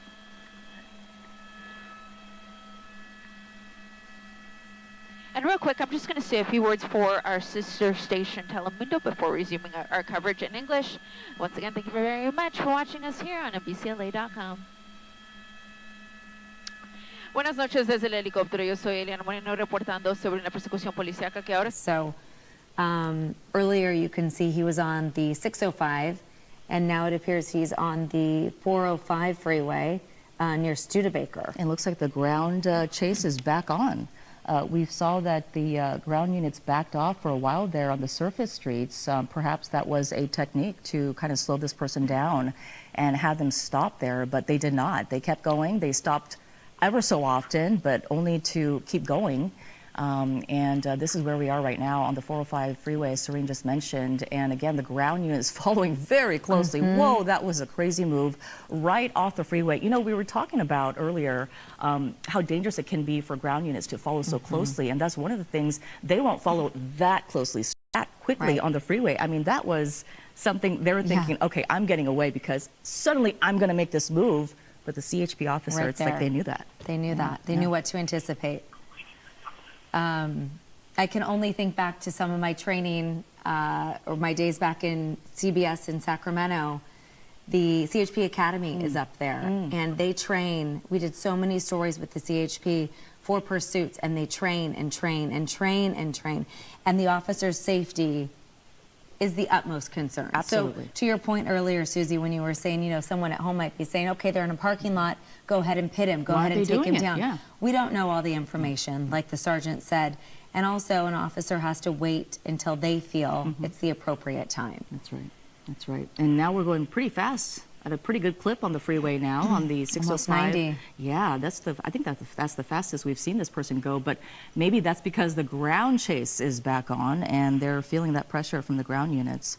But again, spike strips, not something obviously they're going to try on the freeway right now unless, they see some sort of pattern where the sergeant was saying if they're constantly driving on the right side of the freeway, they can maybe get in ahead and try to get to that person. But at these speeds, and they're way on the left side right now, it doesn't look like that's going to be happening. But again, going at a pretty high rate of speed right now. This is the fastest we've seen this pursuit go, and the CHP ground units, again, on their tail.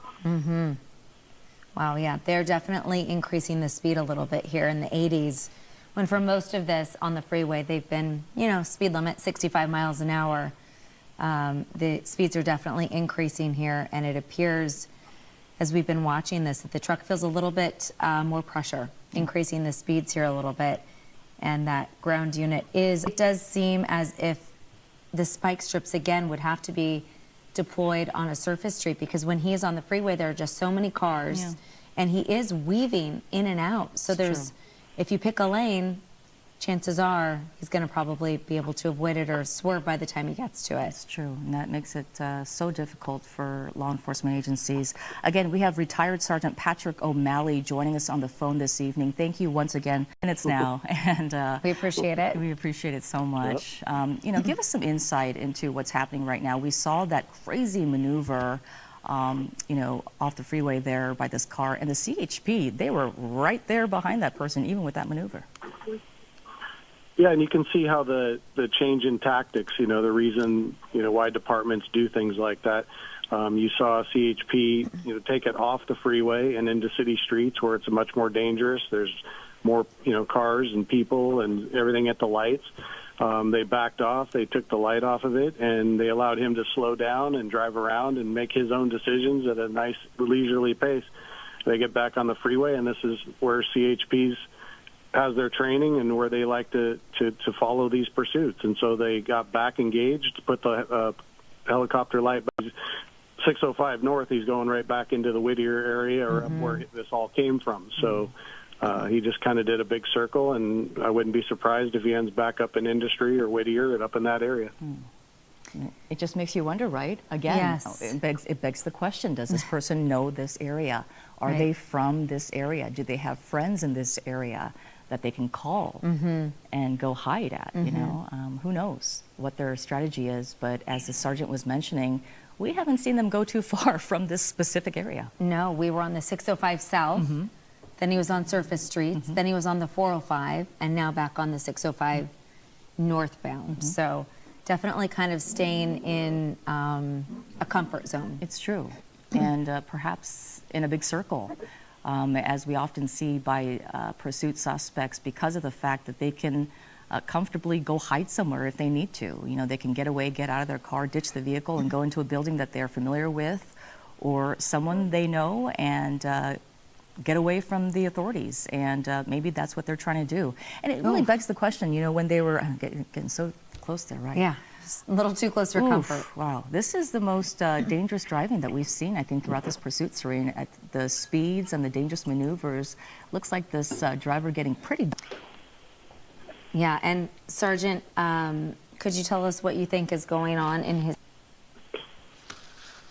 Yeah, and I mean, you can see that he just doesn't have a lot of control of the vehicle either, for whatever reason. It could be that it is the older vehicle, or it could be that he just doesn't know how to drive very well. But it seems like every time he tries to make those quick maneuvers, the truck's just all over the place. You know, it's the engine's in the front of these trucks, so they're really light in the back. So once you just don't have much control when you make those quick maneuvers. So, you know, CHP's right on their tail now, and it's been going for so long now, too. You wonder how much gas he has left. That's another thing. You know, he gets back into his area, which is going to be that Whittier Industry area. You know, then we'll see what happens then. As we know, these big trucks are gas guzzlers, and, you know, we've been driving for a good part of an hour now. So curious to see when this will, or how this will come to an end. And the CHP, once again, the ground units rejoining this as they were in a tracking mode earlier, just with the airship overhead. But you saw, Serene, how fast those ground units joined the pursuit again. You know, and I'm sure that was just the quick communication from the, you know, airship that was overhead telling the units, hey, they're right there, so let's go. And that's what happened. We see that you know, them re-engaging. And right now, again, on the 605 northbound freeway right now, we've been in this area for the most part of this hour that we've been following this chase. We did hear about some spike strips earlier, but after that, shortly after we heard about that, this person got right back on the freeway. And as you know, spike strips on the freeway, a very tricky thing to do and not often done because of the fact that they need the person to be in one lane, basically, not across all lanes of the freeway, which is happening right now. Right. And I watched that truck weave through two cars, and to Susie's point, probably some of the most desperate or dangerous driving that we've seen throughout this chase since we've been watching for the better part of the 9 o'clock hour. Sergeant, could you tell us what, if any, advice you would have for any other motorists who might be on the freeway? Because this is Los Angeles. We do have chases like this. Someone could find themselves in this situation. What should those other drivers be doing right now? Well, the biggest thing for the drivers that are up ahead is just don't make any quick maneuvers, once you see this coming, because if pull slowly to the right. But the problem is when this guy's trying.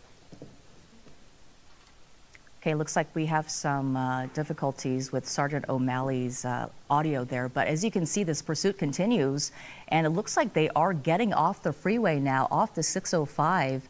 And it's curious to see, looks like back on the surface streets once again in Norwalk, where we have been before. And as Sergeant Patrick O'Malley, who's a retired sergeant, is joining us on the phone, as he talks to us about, and he's been just discussing how the various methods of the CHP of what they can do right now to stop this chase.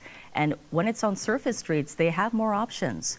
As long as they're not putting the public in danger or there are no other cars around, they can do a pit maneuver and spin this car around and stop it. They can possibly spike strip this car, and the size of a hole about the size of a straw, the air will start coming out of that tire very slowly, but it will impair that car eventually. But we haven't seen for slow chase for the most part compared to other chases that we see.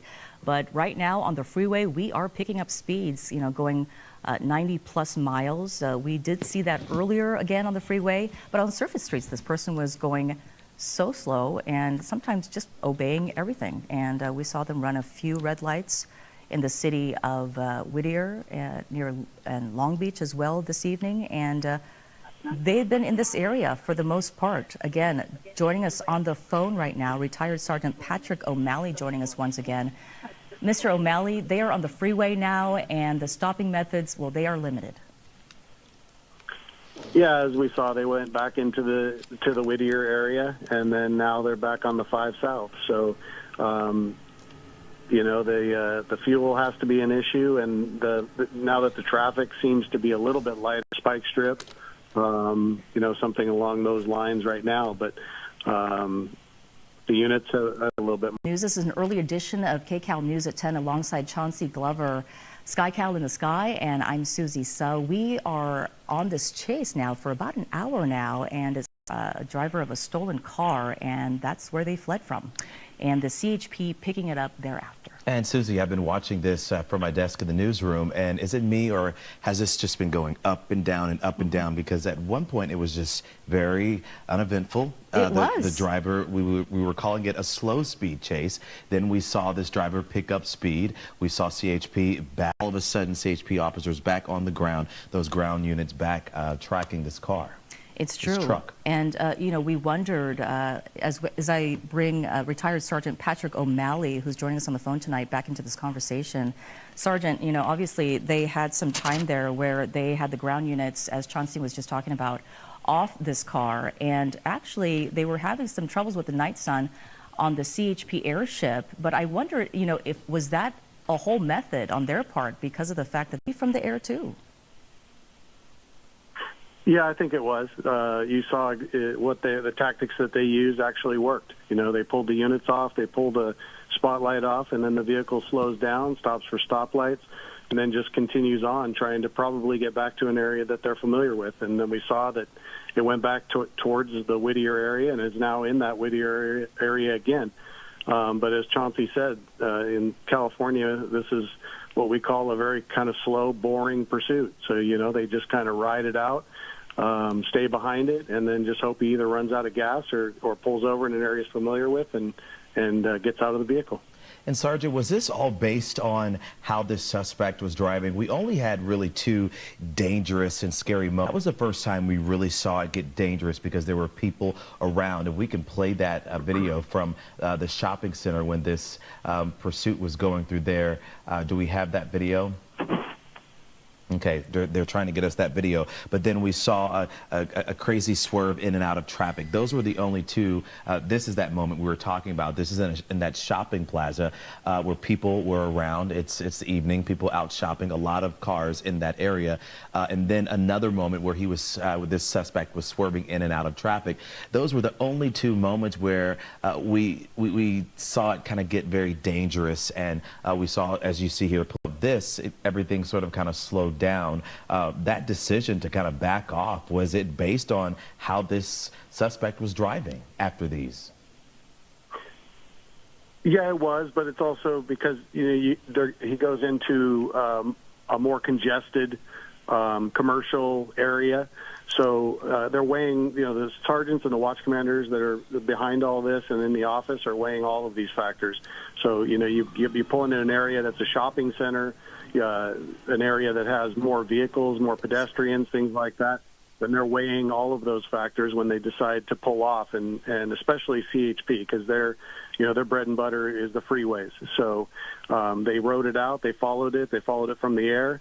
And then once it got back on the freeway, you just don't have the pedestrians, you don't have the slow vehicles, you don't have the cross traffic.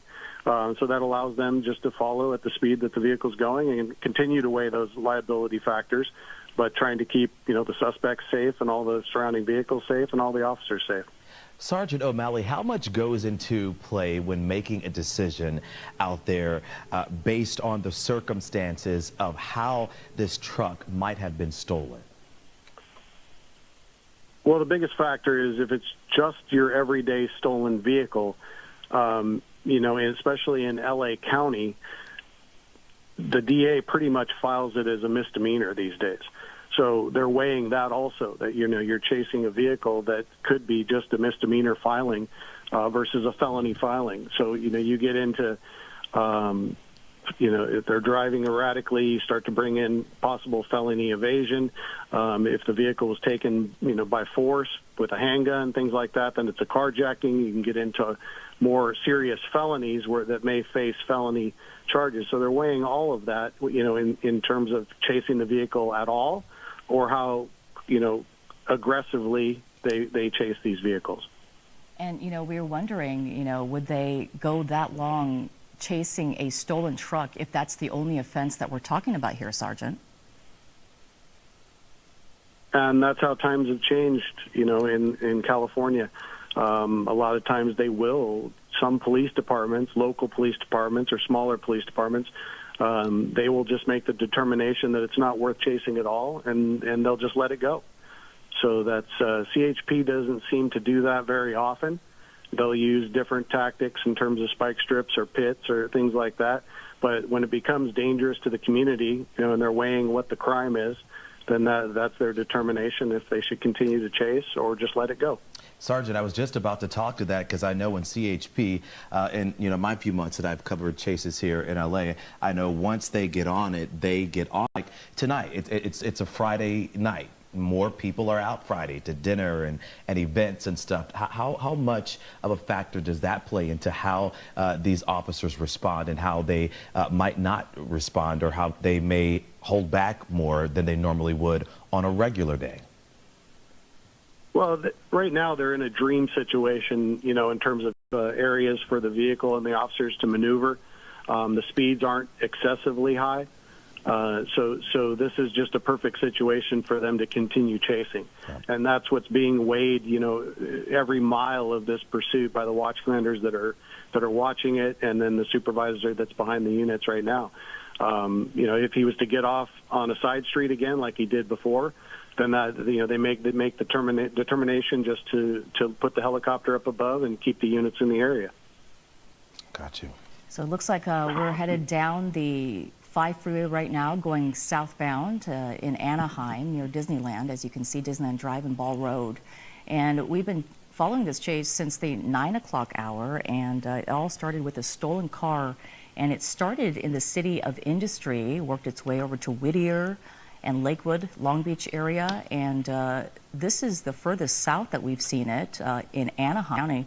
But, it's curious to see where they are going. How much gas do they have? And at what point the CHP is going to be able to go in and use one of their stopping actual methods to stop this person? Or are they just going to be chasing this person all night until, they run out of gas? So, obviously we're talking about different methods, Sergeant, that, they can deploy, like a pit maneuver or spike strips. A difficult thing to do on the freeway, though. Tell us why. Well, you just have so many lanes to go across. The to, get that vehicle to run over the spike Yeah, sorry, strip, it is still sketching out a little bit here and there. I'm not exactly sure why. in for the long duration. Shout out especially on to the freeway. It's KCal. just very, very Shout hard out to do them on the to freeway, Live especially when Police you have other Chase's vehicles around. YouTube channel So like for now sharing he's the going feed. from the fast lane to the slow The lane. only other feed that I swerving could back and forth, find so it's doesn't pretty have much audio. impossible for them to utilize the spike strip. I'm also So right monitoring now it's just Live gonna on be, Patrol following. They currently. may try to get some units from If anything some of the pops over there, other we'll divisions switch up back. ahead and It's pretty attempt quiet a spike right now. strip if he can get into the lane that they're covering. But until then, it's a little bit too hard. So. Yeah. And of course, we cannot get into the mind of this suspect, but Susie, you pointed out just the span of this chase. We're talking about from industry, this suspect, we've seen suspects try to get close to home or try to get close to an area they're familiar with. But here we are. This is 4 different areas that we've seen tonight here, currently in Anaheim. Yeah, he's all over the place, and twice he's made it back to the Whittier area. So it'll be interesting to see, once he gets down a little bit closer, maybe down by the 91 or the 22, I guess. Once he gets back towards the Long Beach area again, it'll be interesting to see if he ends up back up on the, 605 North or somewhere over there and in the Whittier area, because he just doesn't. It doesn't seem like there's any rhyme or reason to where he's going at this point, but he seems to always make it back over to that Whittier area each time.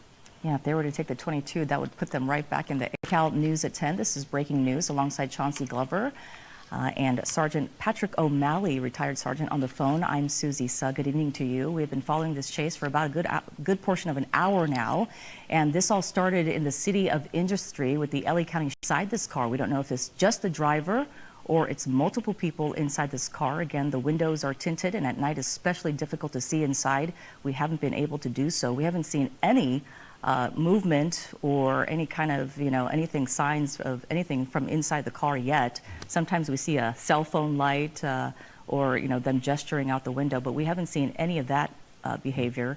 So far, all we've been seeing is the CHP airship overhead. They've been over it the entire time. The ground units, they went into a sort of tracking mode, if you will, for about 15 minutes or so. And Sergeant O'Malley does believe that might have been a tactic on the CHP's part to slow this person down, taking that pressure off from the ground units there. Because you see this driver get really close to other vehicles and start getting pretty close to sideswiping them. 5 South passing Broadway.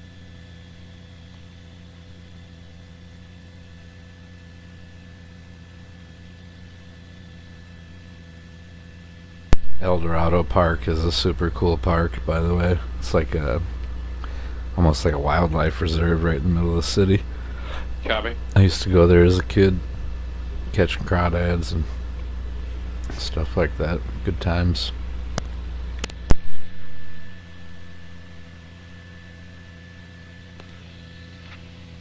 CHP might be swapping out one of their units, and this is what they do. This is part of their. This is part of what makes them so good at pursuits, is they have this pursuing units in and out, so that one car can get a break and another one can pick it up, and they can really stay on vehicles throughout the duration of really long, hours-long pursuits. This one's been going on for more than an hour now, so you have to think the drivers, they are getting breaks. As we continue southbound on the 5, switching to the purple now. Switching to another CHP division. This will give CHP more options and more resources to choose from as far as getting additional units, fresh units.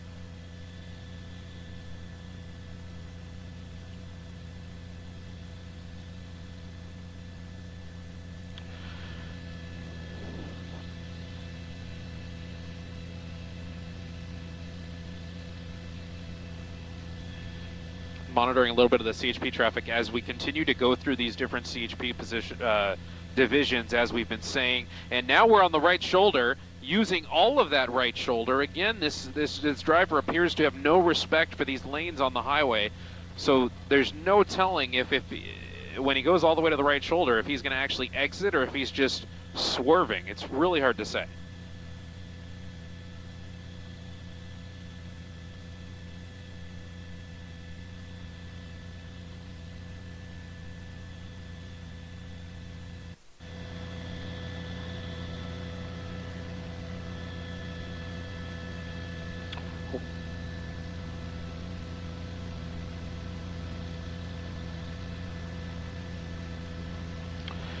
All right, we're continuing southbound, approaching the 55 freeway. If the driver decides to take the 55 freeway, it could take him through Costa Mesa, Newport Beach. Up in Air 7 HD, we're continuing to follow this thing. We had to lay back a little bit as we maneuver through John Wayne Airport's airspace. And this part of the freeway has a lot of overpasses. The ons and on-ramps from the 55 freeway into the carpool lanes kind of get in the way here for you, but we will do our best to swing Air 7 HD around to the other side and continuing southbound 5. Now we're south of the 55 freeway, almost into Irvine now. Irvine will be the next big city we go into. Still having no respect for those lanes, continuing to use... Oh boy, okay. So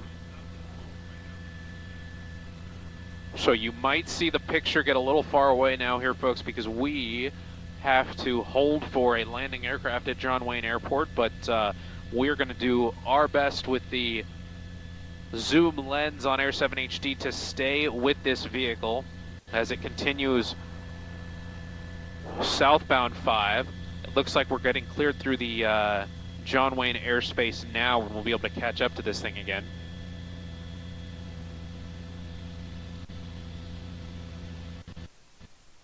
Preston Ranch Road there, you see the exit coming up, but this... Actually dangerous compared to some of the drivers we've seen recently in terms of... It is high speed on the freeway, it's fairly wide open. Is there any for police to get aggressive with this driver, or is the better strategy for the CHP to essentially just wait him out? Well, they will be aggressive as reasonable. They're not going to pull alongside the car, pull the guns out, pull the shotgun out, get to the shoulder. Reasonable, and we're all trained. I still serve with the LAPD, so I'm still trained with this. And what you want to do is take them into custody, but the number one priority, more important than taking them into custody, is safeguarding the public. You don't want situation. Pursuits are extremely dangerous for everyone involved, but what you want to do is maintain the proper distance, and hopefully, once they get on the surface street, it gets much more dangerous. I don't know, a truck like that might run out of gas. They're going to use up a lot. Say an economy car, which we had that pursuit earlier this week. And you don't know also when this truck was stolen, how much gas was in the truck to start with. So it could run out of gas. Exactly, but we don't know, but we will find out in this situation with the traffic as light as it is, with the air units overhead and the night sun. It's just a matter of time, and hopefully it'll be done soon, so the people, the viewers, Shout out to can Fox get the 11 Los Angeles for sharing that feed. The broadcast. And as we now are in the Oak Creek neighborhood, as we continue to drive on the 5, moving south at this point, eventually, towards, I guess, San Diego. We'll see how far this person is able to drive in this truck as they're moving, and we'll see if there's going to be an exit or a freeway change here. Let's move on to a different freeway, as it looks like we may be moving on to a different freeway here as we turn. Let's see where we're going here. This is near Spectrum. Wonder if this is the Irvine Spectrum, of obviously a busy mall area that might have a lot of people on it on a Friday night. And there's lots of other stores and shops around there. And let's see where we go here. So Laguna Beach. I'm wondering, towards Laguna Beach, are you thinking this staying on a freeway, Dennis? Is this the toll road? It looks 33 south. I wonder if that's the toll road in the area as well that you can take and get on as well. That might be the 73.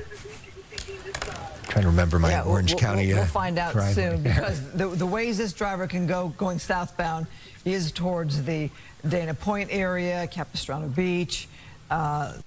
Laguna Niguel is, to the north, or you said, Alex, continue on towards San Diego, which we've had these pursuits go all the way to Mexico before. That Dennis, so in that case, let's say CHP is following this pursuit. It gets into San Diego region. Does the CHP in that area pick it up because they know the area so much better? Oh, absolutely. What they will do is radio ahead to the different jurisdictions as they travel through. They're not going to notify the local agencies unless they exit the freeway. Most local agencies need to be monitoring this anyway because stations are monitoring the news. The watch commander is monitoring the news. That's just common. But they will notify the stations ahead, and they're not going to set up a roadblock, but they will be monitoring. And once he gets to the border, hopefully the border will be able to prevent him crossing if it gets that far down. So we're looking at now the 133, which, as Alex mentioned, is that toll road, so not quite to the Laguna area. So a couple of options here. You've got the 73 toll road as well, or you can straight to the beach there. I'm thinking this driver will probably get on that 73 because if they know this area is wet at all, they know that the 133 is going to run out there onto PCH, which is freeway type route. But the air units will stay with it. By the other agencies, CHP, they've got the radio frequencies throughout the state, and then they will just it's off the freeway. Some of those CHP officers may not be familiar with the surface roads, the residential areas. The local jurisdiction can assist with that if it gets to that point. But he may just be heading for the border. Maybe heading down to Mexico. Would there be a flight restriction maybe with John Wayne Airport or something? I wonder why Skyfox is so far away. We are not that far away from that airport, so there may be a reason why. I would guess that's the reason why we're sort of losing it. Hopefully we get back our picture and we can get you the end of this pursuit as Skyfox continues to look for this. Let's try to get to some of that other news inside the studio. Yeah, let's do that because we've got a lot of weather to talk about with land movement and mudslides causing concerns throughout Southern California. We have more rain on the way. We're going to get to the weather in just a moment. First, new details.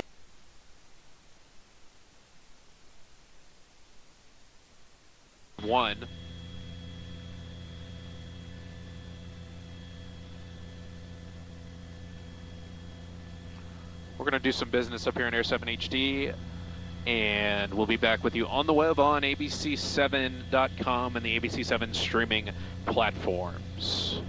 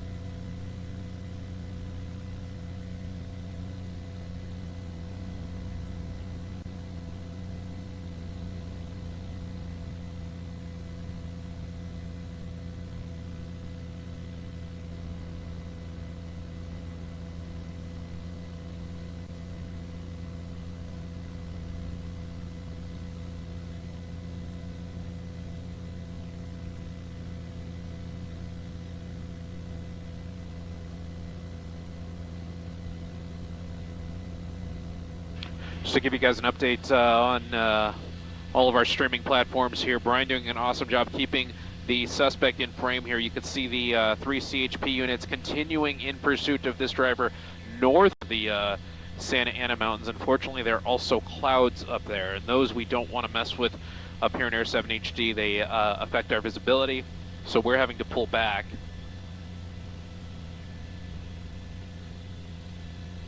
And at least keep a distance from the mountains as we follow as best as we can, and that may be it for now as far as what we're able to follow.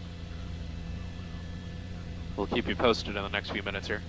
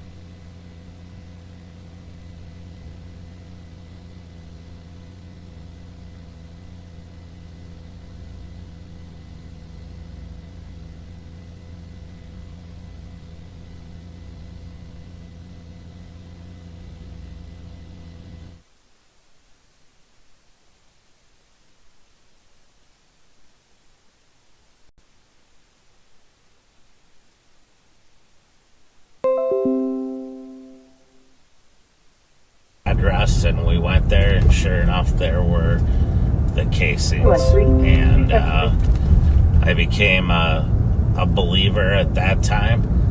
But then as I saw it pay off with Street East, Unit 10, documenting the sequence of the shots fired and cases where two guys shot at each other and one claimed it was in self-defense, but he had a shotgun, and you can clearly hear the difference between the shots he fired first and the other person's shots. The exoneration of a homeowner who interrupted a burglary at his house, who had a similar claim that he shot in self-defense, and sure enough, due to the difference of the guns, they were able to determine that he did fire after he'd already been fired upon. So it's not a panacea. It's not going to solve all of our issues, but it's a awesome tool. Ticket at 10 and 214 4th Street East at the Union Depot main building. Caller stating there's 20 people trying to fight one kid in the last 5 minutes. 210 signal. Echo Bridge. Train route, 25 minutes. 217 over as well. Copy. Clear report, 1 as well. Copy, 25 minutes. South at Union Depot. Copy. All is over you. And our staff that are out are heading down that way. I am going to try to join them.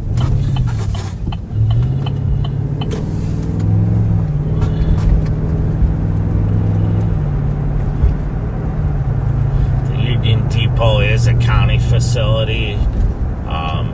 It's one of those weird jurisdictional things, but it's a county building. Of course, sits in the city, and the railroad authority also has some jurisdiction there. But generally, the first responders would be St. Paul officers, and then obviously county officers.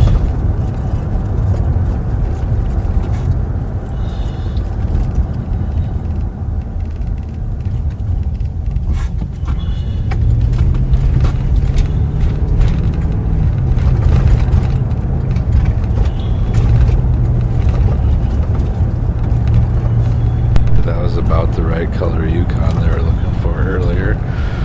By the way, we're back to Live on Patrol. Ramsey County Sheriff's riding with Under Sheriff Martin.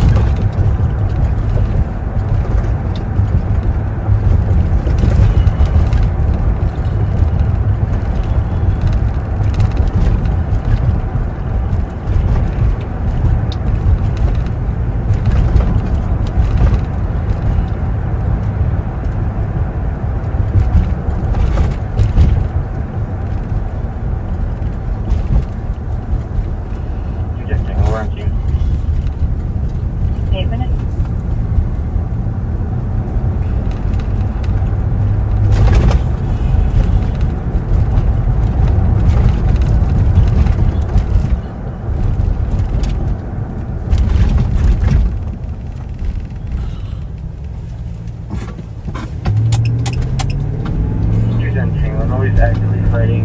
There's another 2 squads down there. If I get anything. Copy, nobody's actively fighting. 20 minutes.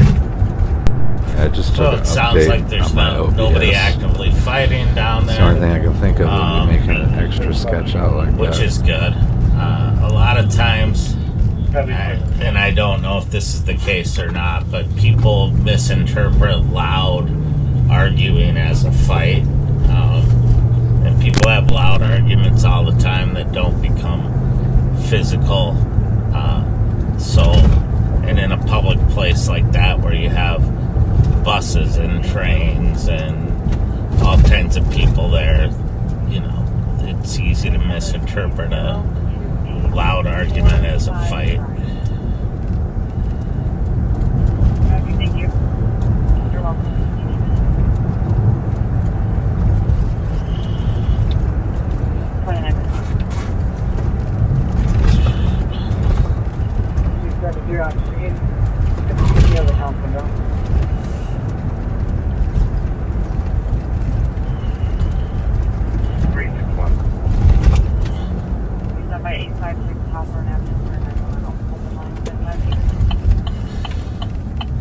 Happy road.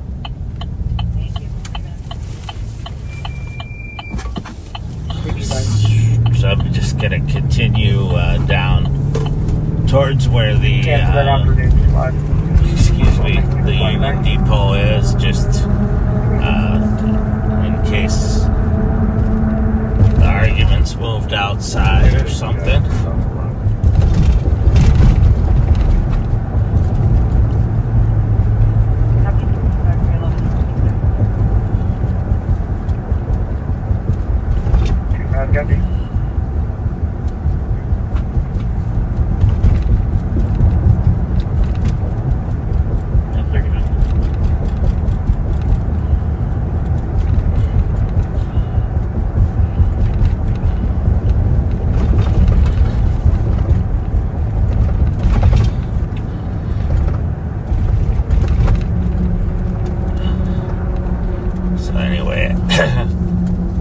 I appreciate everyone's willingness to engage on important topics, and you know, hopefully we can do it in a civil way.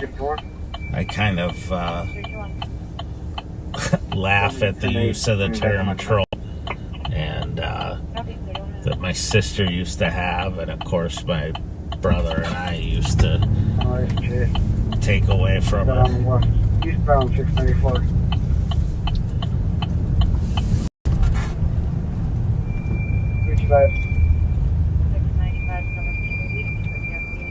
There's a vehicle idling and loitering in the lot for 30 minutes. 311 o'clock. 325, Kathy.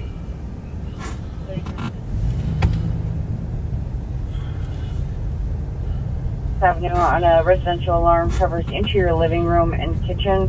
Officers were just out for this residential alarm.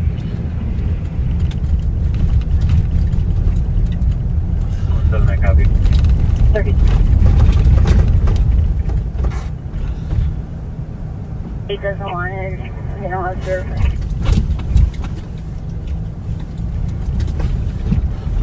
So we're downtown St. Paul, right by the Union Depot. It's quite an awesome building if you've never been down here to it. The trains meet up down here. The light rail trains meet up with the heavy rail and buses, and it's just a huge train.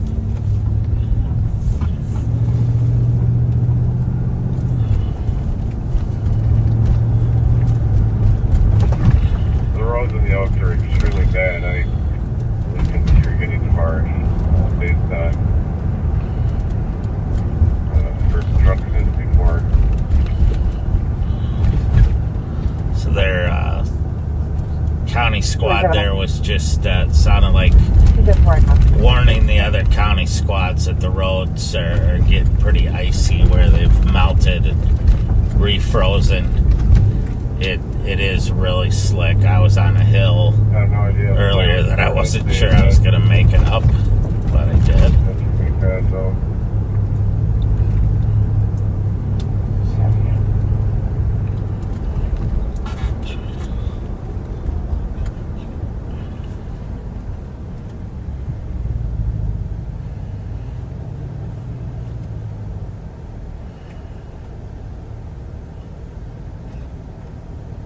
right by the Intercontinental Hotel.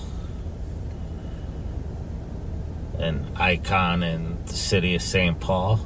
I've been to a lot of conferences in there. And some weddings. Picked up a lot of people at both of the places that he just mentioned. And most of the places around there. I think it used to be a Radisson hotel.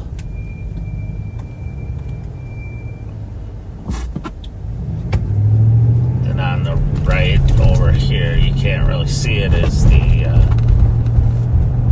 St. Paul City Hall and the Ramsey County Government Center, where both the St. Paul Mayor and City Council and the Ramsey County Board of Commissioners have offices.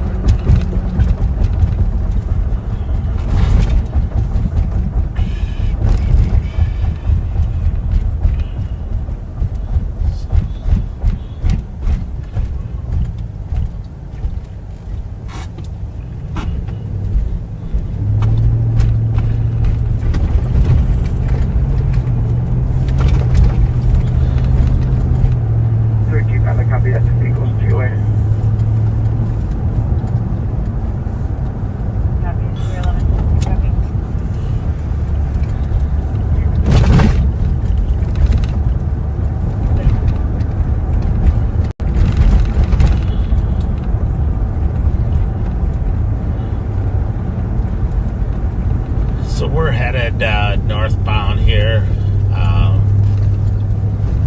on Marion. We're gonna come back up into kind of the heart of the Central District. First time my stream's ever just been this north of glitchy. downtown. I can tell you that it is very, very quiet on the radio right now. I'm gonna try to do something real quick.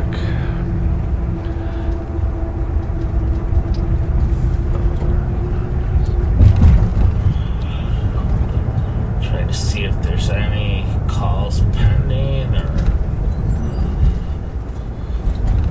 a couple of parking complaints. I don't think we want to go to those.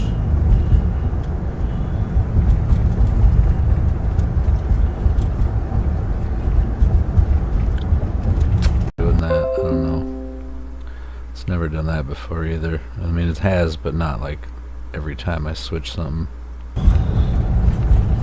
It's crazy slow, then all of a sudden it kicked off.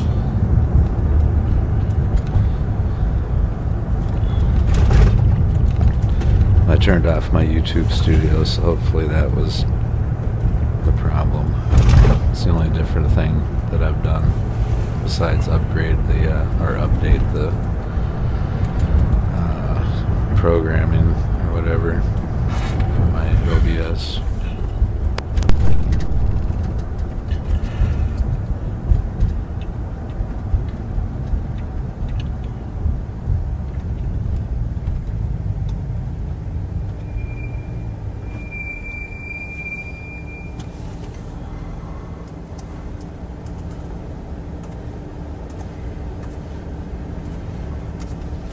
New message.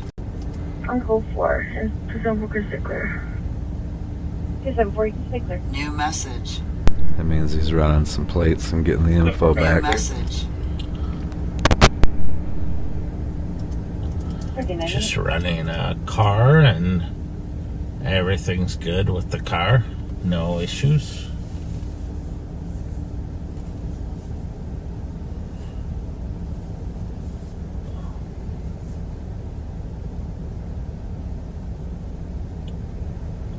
at the spot where Marion meets Como, and then we're gonna cross over and it turns into Pennsylvania.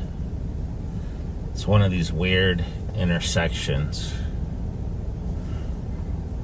which are fine until you have to call the dispatcher and tell them where you are.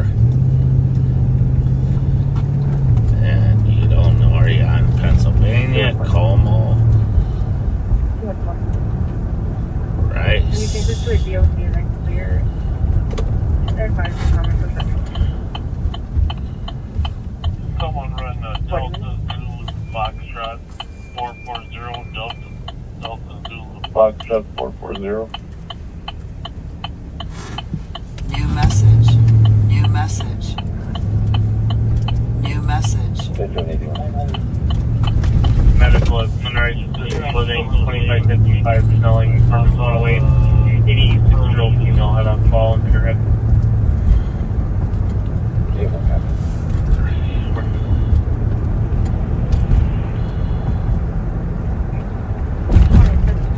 DZW.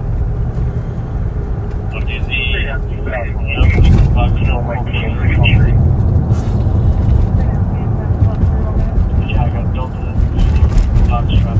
It seems to be that was mostly what it was having my YouTube studio up in my OBS, which I've never connected before. It was something new that popped up with the update.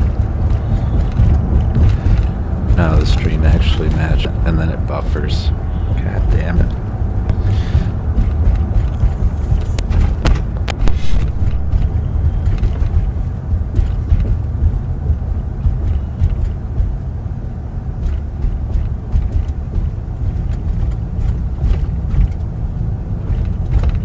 It's busy at Warren's right now. A lot of people, a lot of cars.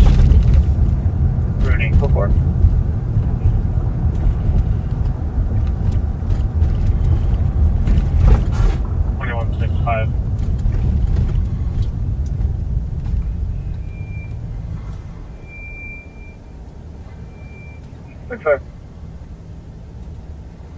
Medical at 4674 Allendale Drive in Township. 78-year-old female has a severe headache, high blood pressure.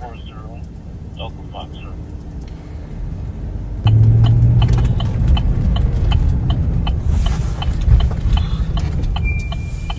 Red Fusion? Yeah. What's the address? In Egan, 2125 Cedar Grove Trail. Oh, thank you.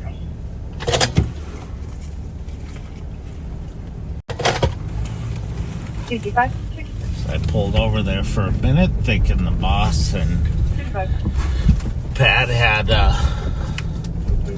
hot car, but 472 Jackson sounds like Street it was good.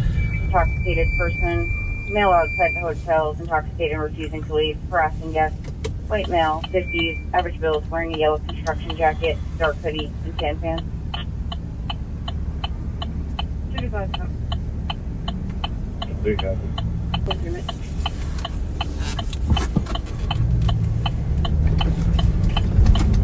Today's English. Good break, Tango. Crazy.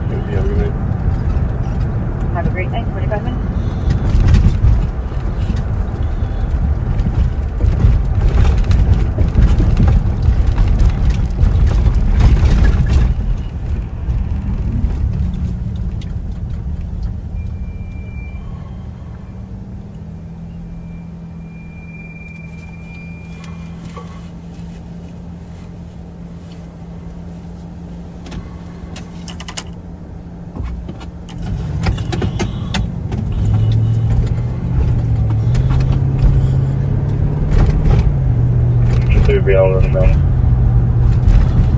Well, we definitely got tricked by the winter this year. Has been super mild, and now it's a little chilly. It's 11 degrees here.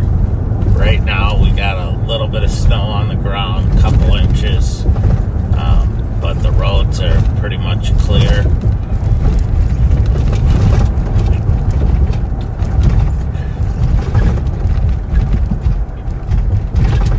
But we wondered if we didn't get any snow, measurable snow this year, and we did.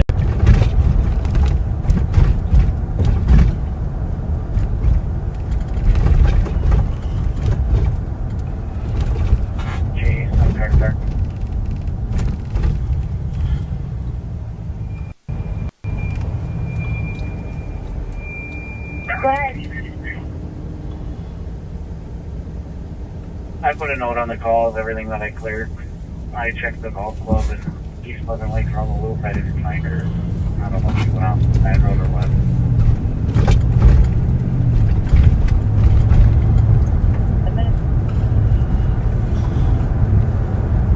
Sort of northbound on Rice here from Larpenter.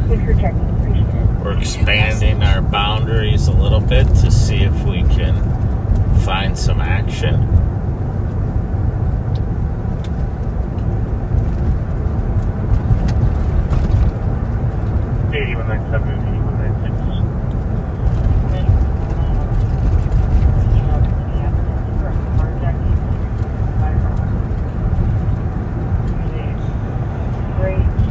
The truck from officers in the area P218 Lowry related to a carjacking.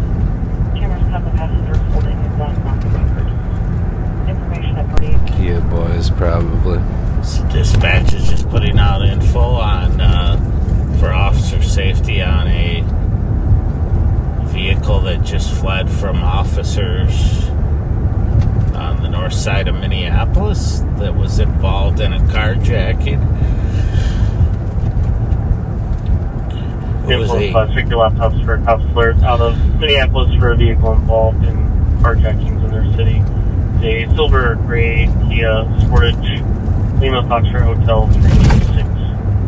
149 minutes. So when something like that happens, they'll put it out, and then you may hear it on more than one channel being aired.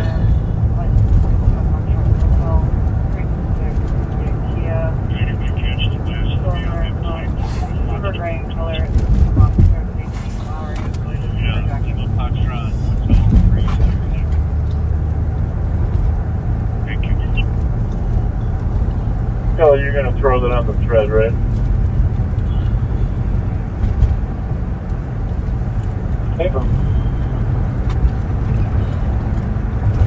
I can do that, yes. So we're in the city of Little Canada now. The one channel mentioned that they saw the gun. The other channel did not mention it, but you can get both pieces. The one channel didn't have the plate-in gun.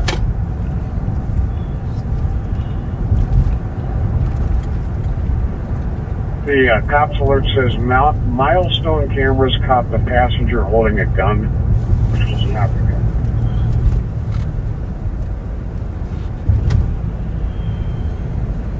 I'll pretend they still in a narcotic. And that will make it an automatic felony stop. Which means guns drawn. Not good, but sort of stuff. 225.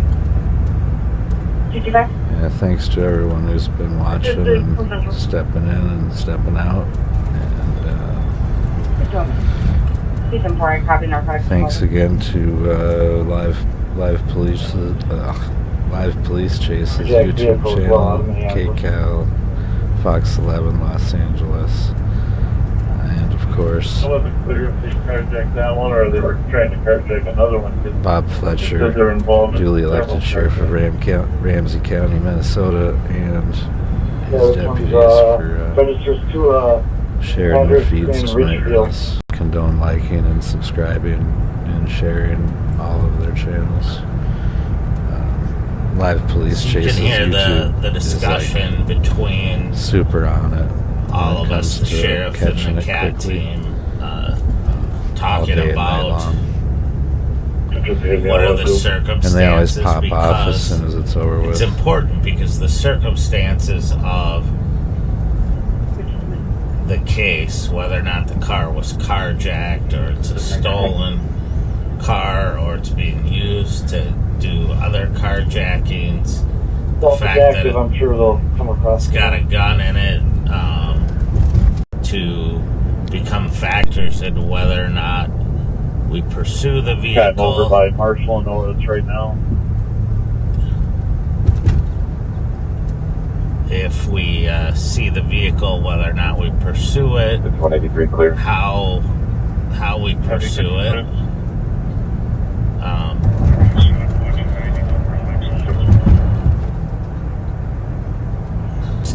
Is this just a stolen car where some kid tripped across a car that had keys in it and took the car? Or is this a truly, violent person who pointed a gun at someone and took their car? Charlie, do you have access to the cops alert there on your messages you had there?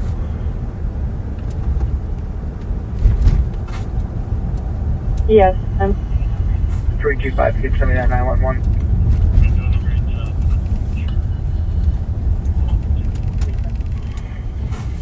Copy.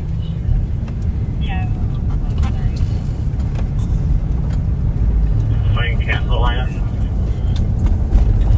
Copy, 6 minutes.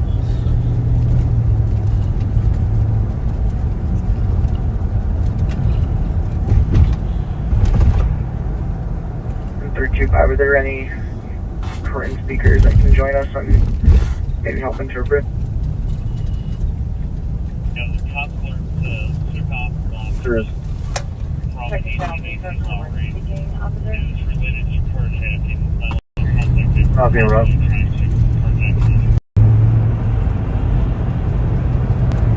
Yeah, the night's still young, so I'm sure they're going to more.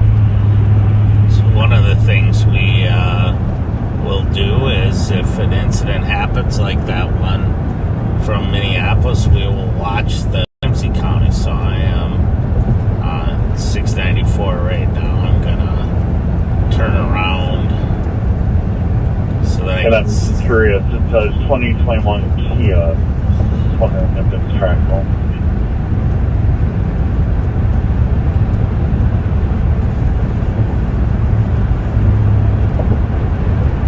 so I can get in a position to see the cars that are coming eastbound. And Kelly, if you wouldn't mind mentioning in a follow-up text that it's stolen and there was a gun, one suspect had a gun.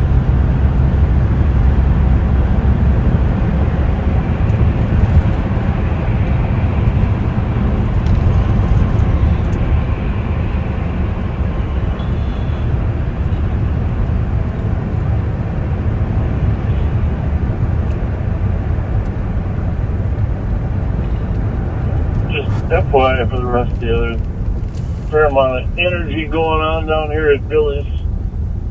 Okay. 56 minutes. Yeah.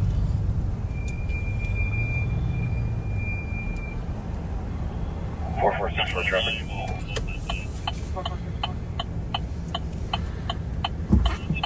583.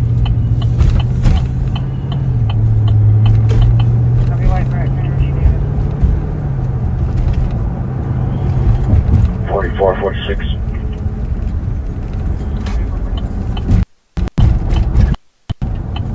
I'll be out with Wasco on traffic, Century number Afton. Copy, all with Wasco on traffic.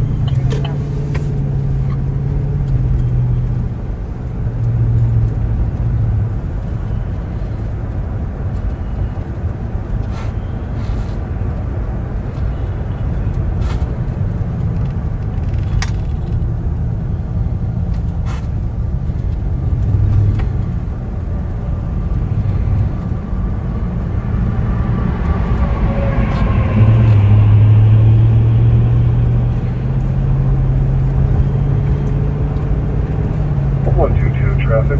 Correction, 179 traffic.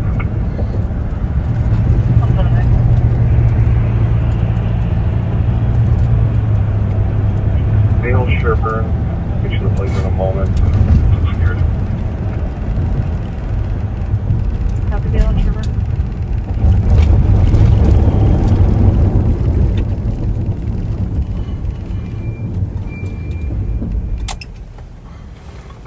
So I'm sitting here in a spot where 325.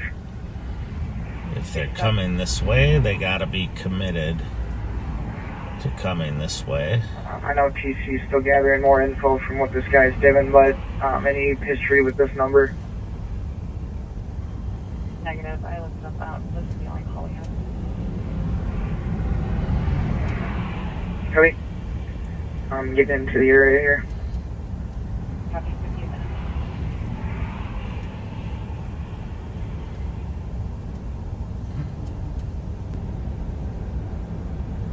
Yeah, right now he's in Shoreview, Minnesota, I believe.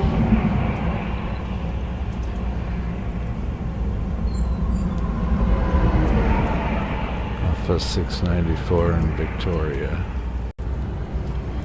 So we're not gonna sit here too long. We just wanna sit here long enough in case it immediately fled this way. 325, I copy that last. I'll check the strip mall here.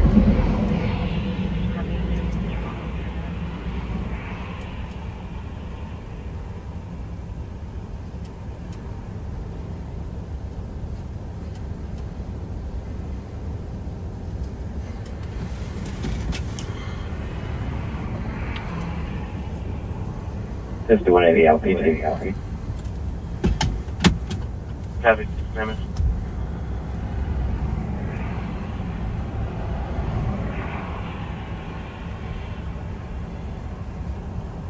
Alright, 325 out with Delta Zulu. Channel 2. Clear. Everyone on one.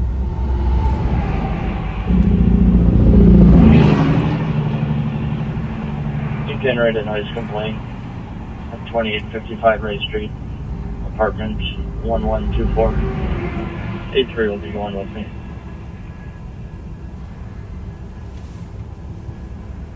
Copy, 1 o'clock.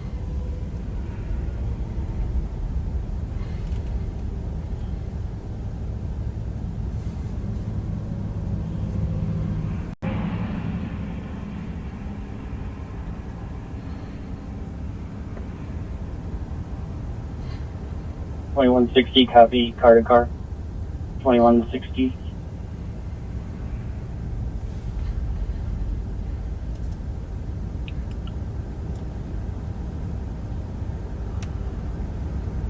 So I'm keeping an eye here on our computer-aided dispatch system, and I'm not seeing much there.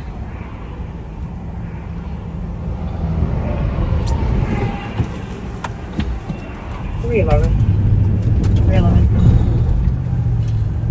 get medics for a location for a 35-year-old male conscious bleeding. He's very disoriented.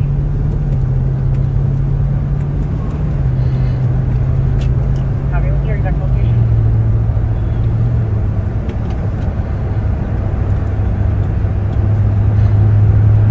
306 Marvin Terrace, going to the Arco gas station.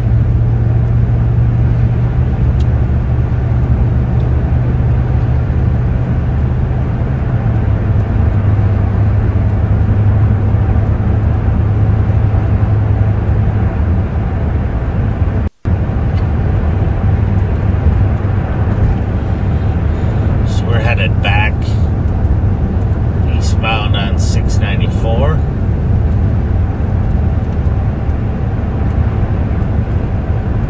Looks like that vehicle maybe stayed over on the other side of the river.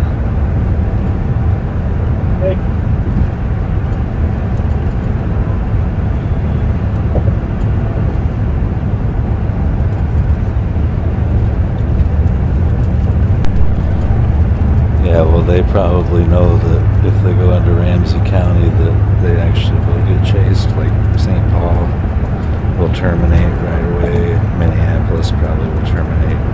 Maybe not even start. Unless it's violent. So I appreciate everyone who's some with a weapon watching here tonight. I realize it hasn't been very busy, but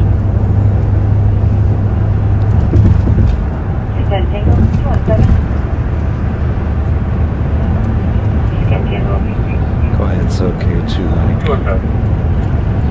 This is with me. Just keep Kellogg Boulevard East at safe space for a It's male still choosing to cool leave to black be male around and 40, watch the action. average build, wearing a blue shirt, brown pants. And to see what hopefully you're learning something tonight, or talk to the people. You just got to relax for a little while. They do a lot of community outreach with the homeless communities, children's activities, parks and stuff like that.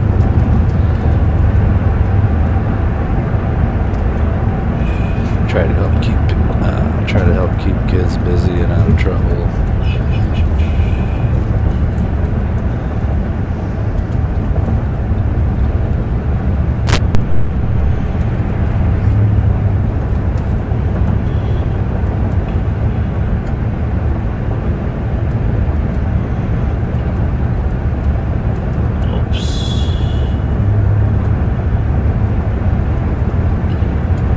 Text and drive. Although I'm exempt because I'm in a squad and doing work.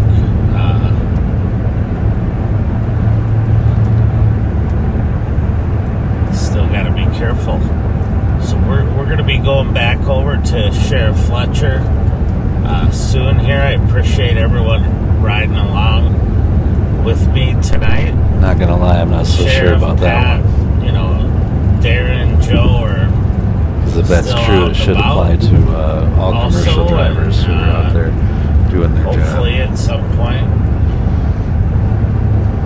something will kick off a little more exciting.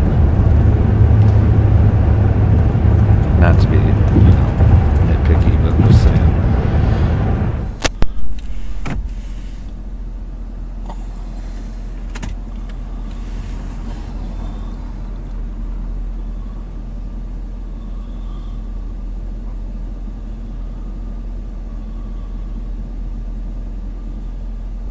Back in the day before there was laws on that sort of thing, I used to have a two-way radio, my cell phone, and a cheeseburger all going at the same time, and looking at my pager because they still had those, for your work and stuff as a courier and even as a chauffeur. Hey, backseaters, you're For back texting. with Bob. Pat has his own car out. We're trying to find a carjacked car. I'm sitting actually down on Victoria and Grand, kind of where Billy's is letting out, and once in a while we do have fights or gunplay incidents afterwards. So what you're seeing here is 311, we can cancel medic. Thank you. eastbound on Grand, right at Victoria. But there's a stolen car that's been used in carjackings tonight over in Minneapolis, over an $1,800 Lowry. It's a silver Kia. And here's the plate. Lima Foxtrot Hotel 326. Lima Foxtrot Hotel 326. 2021 silver Kia. And one of the passengers had a handgun. Lima Foxtrot Hotel 326. Silver Kia. Actually, Pat, if you can send me the model. I'm not sure of the model of this car. I don't have a CAD with me, but that's what we're looking for. I've been involved in several robbery attempts over there in Minneapolis.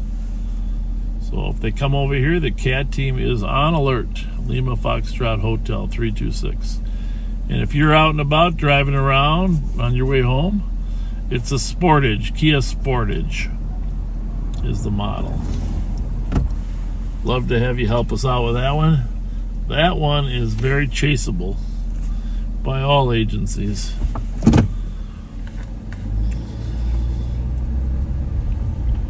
7127.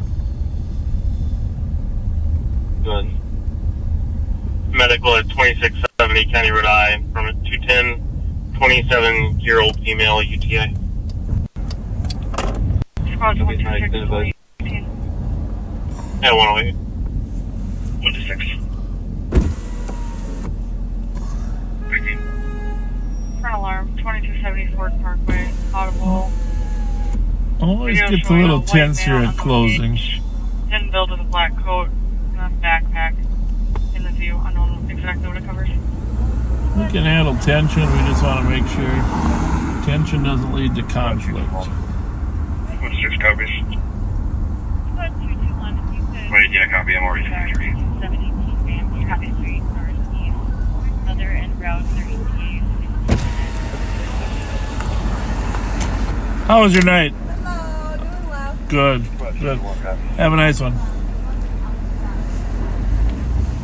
To let them know the police are out here, put some red lights on.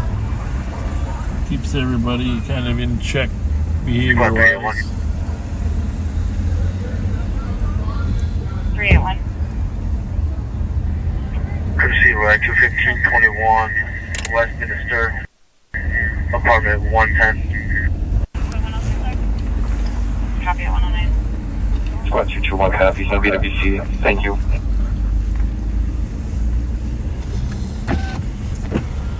It is 9 degrees. 9 degrees. We're going to go to Pat in a little bit. He's got some shout outs.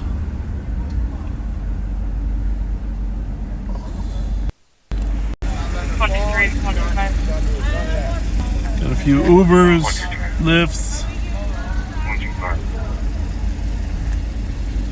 Marshall in progress CSC 1699 Thomas.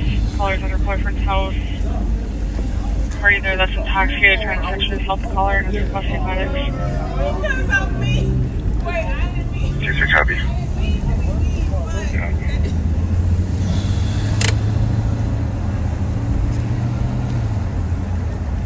Go ahead. Map 110. These boots are made for walking.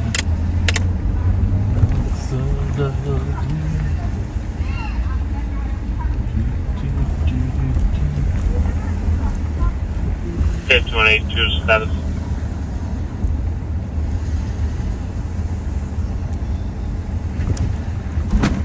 Still checking. Well, Copy 111.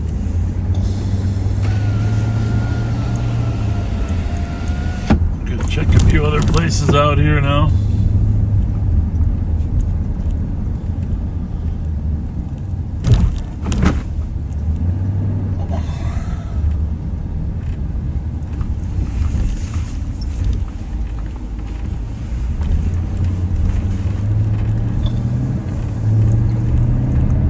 The best preventative strategy really is spend time in those areas that there are the most people and the most alcohol.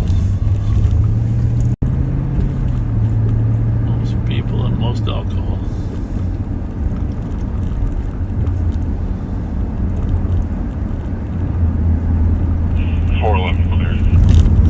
Oh, 411, copy. So if you just joined us again for some reason, 421, traffic. we are looking for a 2021 silver Kia Sportage, stolen, used in carjackings in Minneapolis, LFH. We call that Lima Foxtrot Hotel, 326, LFH 326. So be on the lookout. If you see that car, call 911 immediately. Any 911 center, just say, hey, it's a car involved in carjackings in Minneapolis. Yeah, go for it. They'll get you to the right people. Let's prove that the backseaters can mod network to solve crime.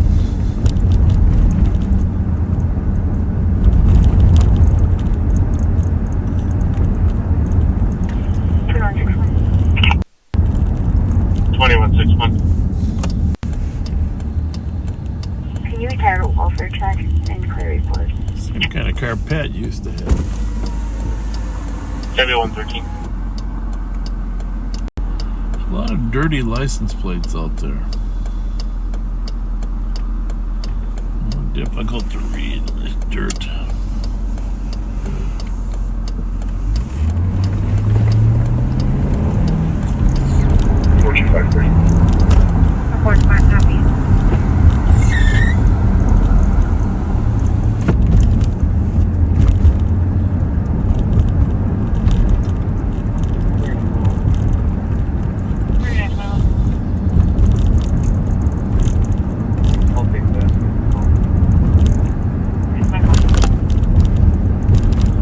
Minneapolis radio on too, in case you hear something from that precinct.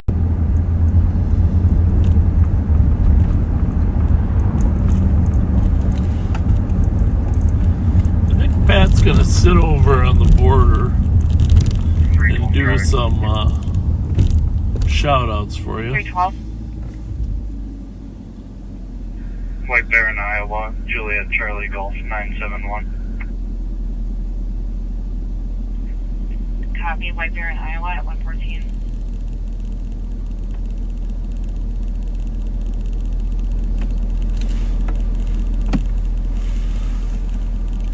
So I'm going to send it over to you. Squad 308, we can head his way till he's code 4. Copy.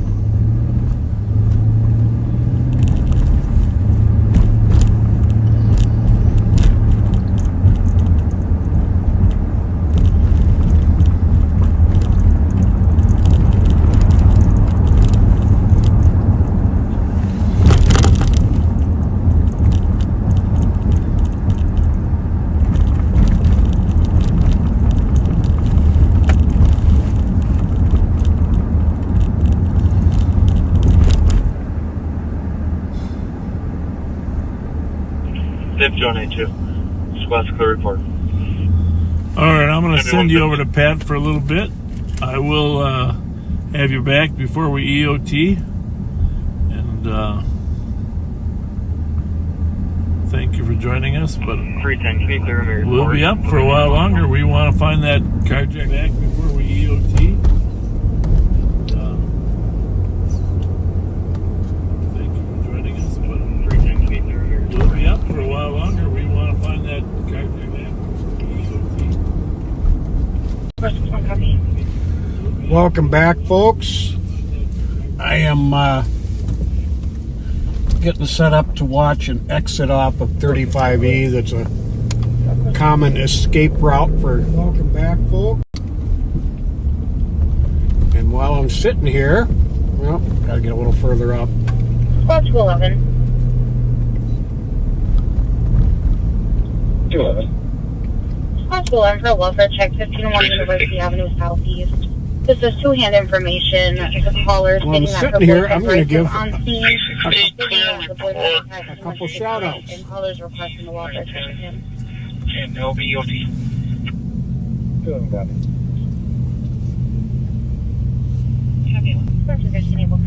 Squad 211, you can cancel.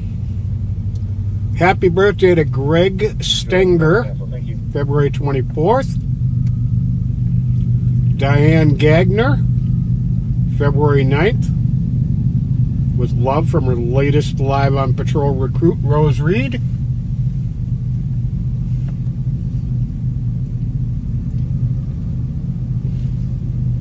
Trying to keep an eye on these cars, too.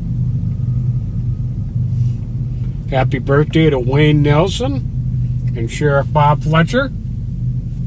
Shout out, boss. Happy birthday, Bob. Happy birthday, everyone whose birthday it is. Jamming Jimmy Jensen, February 10th, and Myra Jensen, February 15th.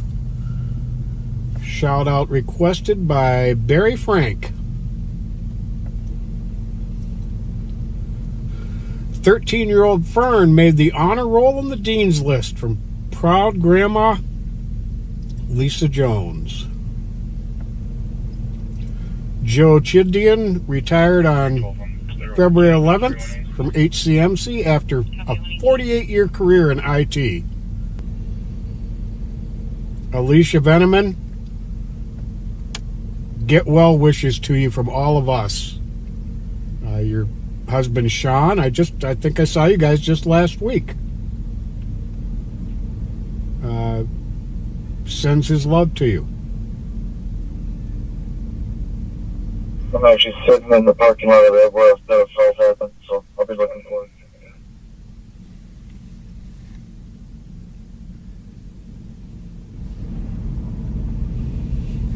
I'm going to have to put you on mute for a second, folks.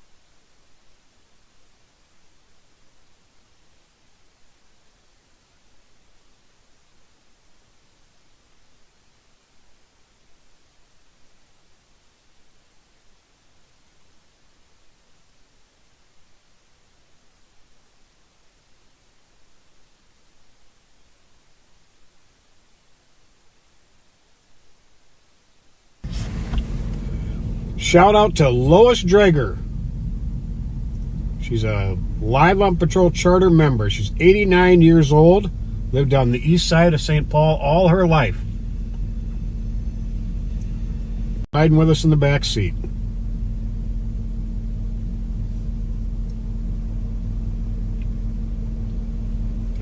Now this is an important one.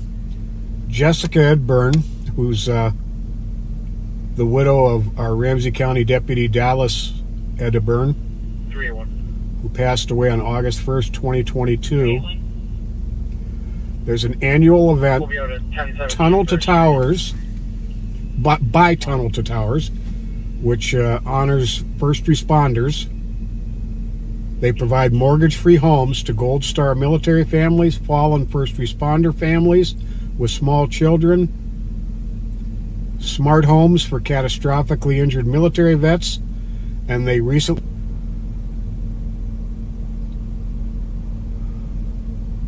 go to the Tunnel to Towers website, which is Twincities at t2t.org to get details on their event.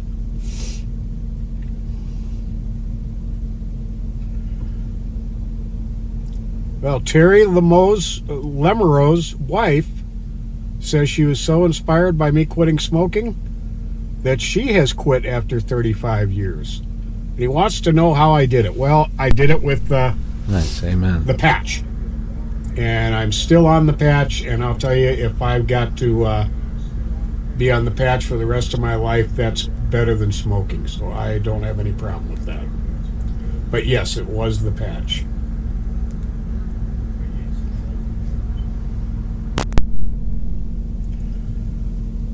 And on a very sad note, condolences and deepest sympathy and prayers to family, friends, and the community of Maryville, Tennessee, and members of the Blount County, Tennessee Sheriff's Office as they grieve the death of Deputy Greg McCowan, who was shot and killed during what was thought to be a routine traffic stop on February 8th. Just another reminder that there's no such thing as a routine traffic stop. They're all different. You know, we also want to keep his partner, Deputy Shelby Eggers, who was also shot, in our prayers to get well.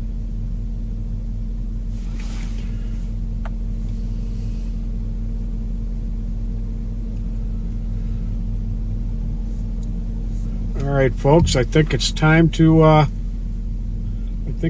go on patrol here. Give me 1 second. I want to take a look at a call that Deputy Kill was talking about when we were on mute.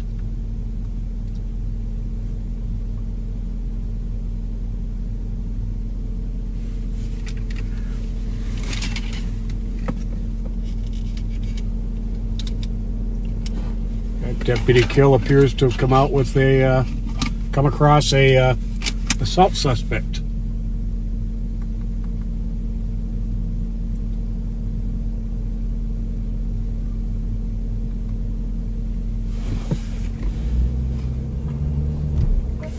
We'll copy your route vehicle 3100 block. I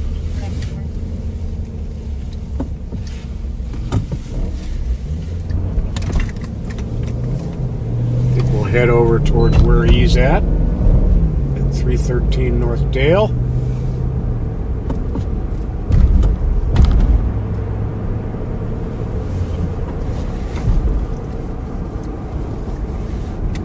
still sketching out a little bit.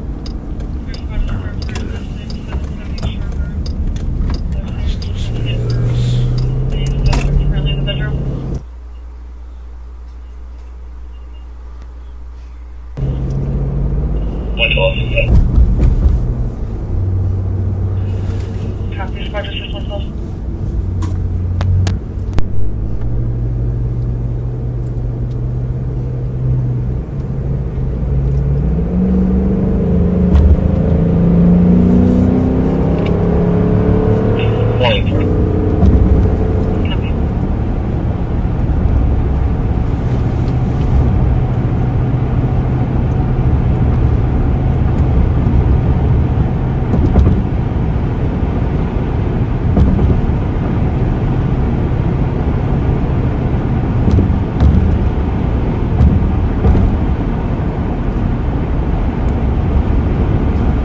After carjackers get in a pursuit on one side of the river, they quite often head to the other. So I won't be surprised if that Kia Sportage ends up over here in St. Paul. Copy that.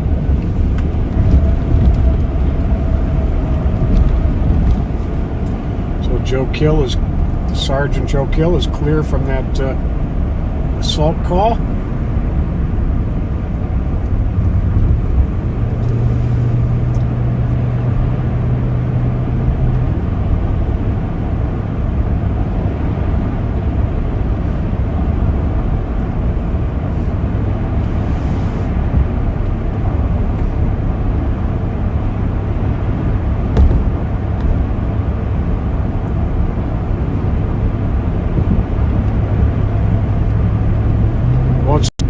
Share this live stream.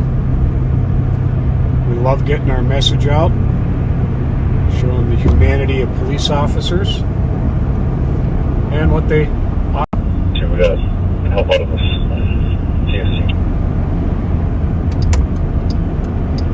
Copy, a couple additional squads to 1699 Thomas for the CSC.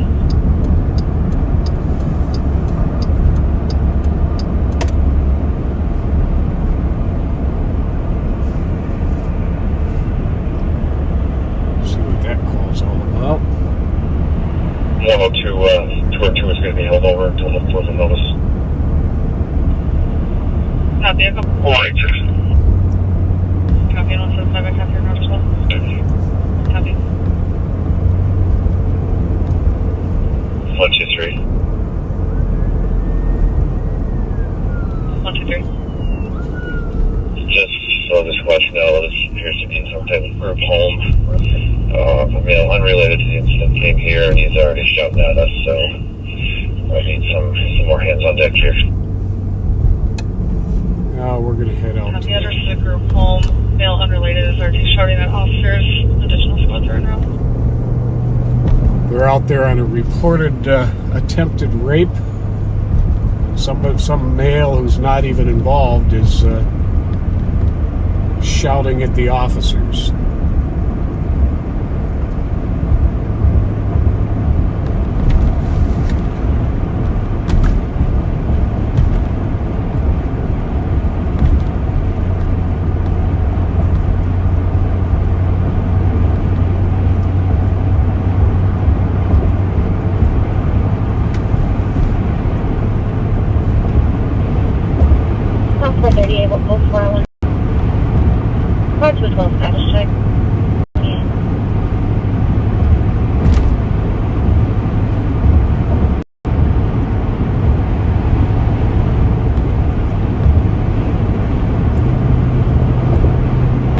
So, as you know from Sheriff Fletcher mentioning often,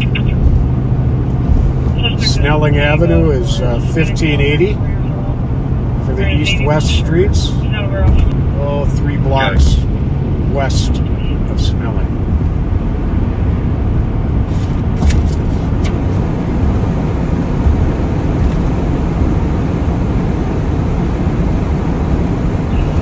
We'll have one more squad with 279 towards the back, and then we'll have the other two in the front.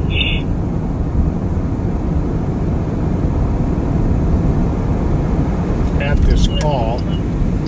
So unless they call for even more help, we're just going to be observers.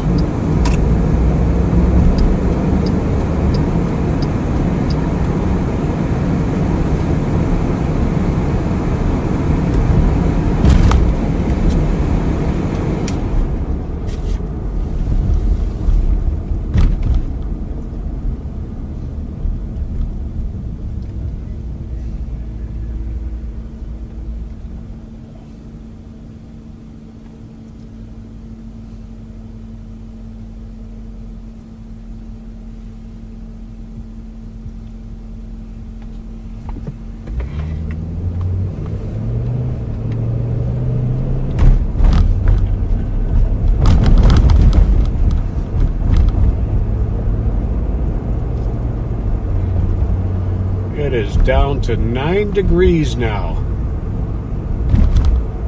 And later today it's going to be up into the 30s. 179. Minnesota loves to keep us guessing. I'm trying to computer case 10-9 with the CSC addresses on the road. 1699 Thomas. Copy. Oh, this street is glare ice.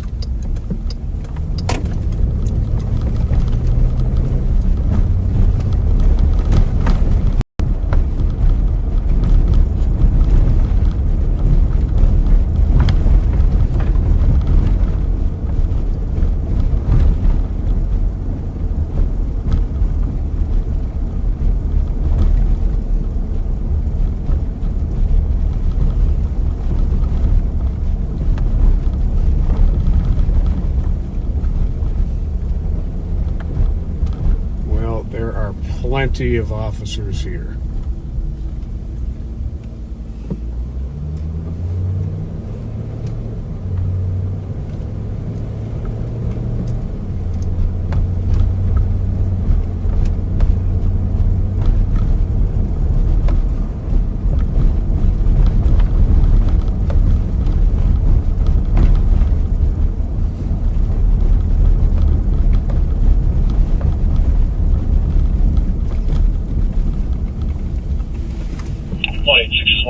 En route out here.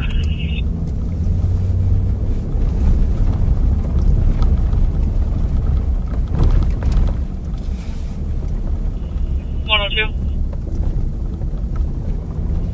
102. 186 is wondering if you're en route to the address on Thomas. I am. If you can send that to me. Copy.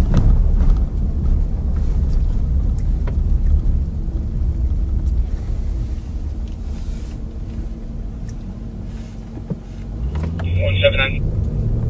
179. We're going to 8 officers.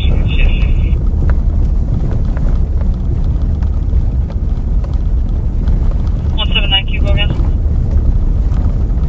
Can you check where they need other officers? 1213 status check.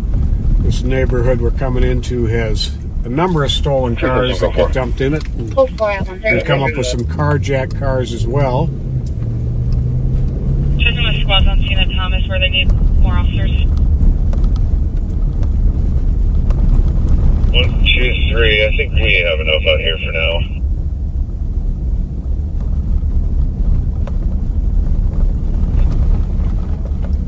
Copy up 133.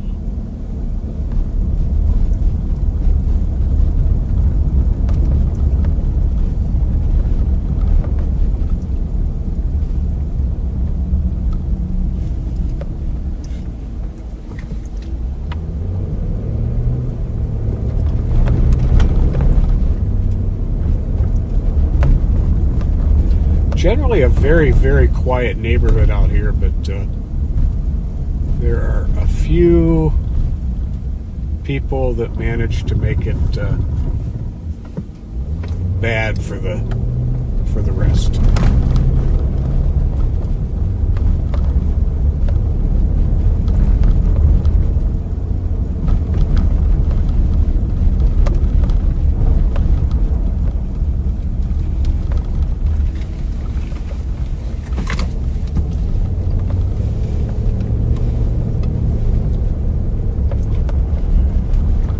Spoke a little too soon when I said the streets were mostly dry. The main streets are, but the side streets not so much.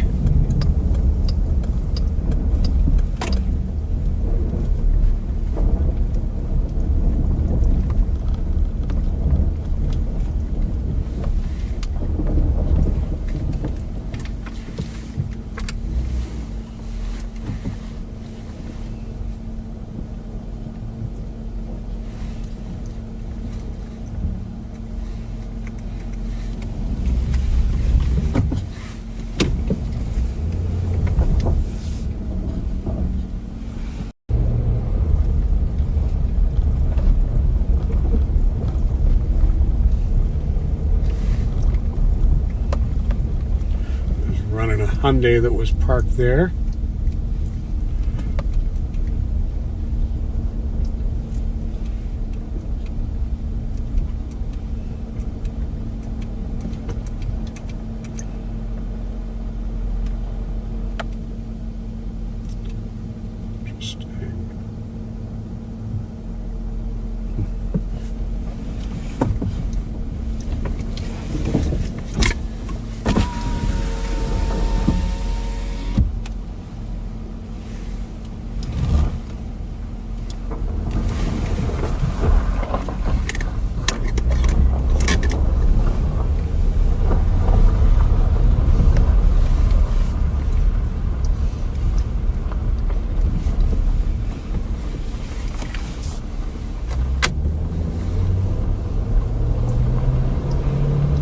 Well, once again, you're seeing the nature of police work.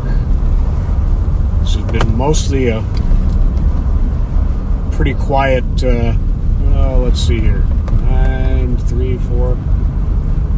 4.5 hours or so, punctuated by some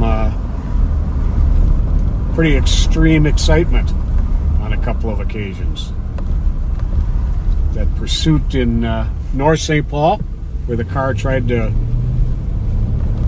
run the St. Paul squad off the road, ended up in a pursuit. The guy ran into a snowbank. Officers got in a foot chase, caught him, and recovered a gun out of his car.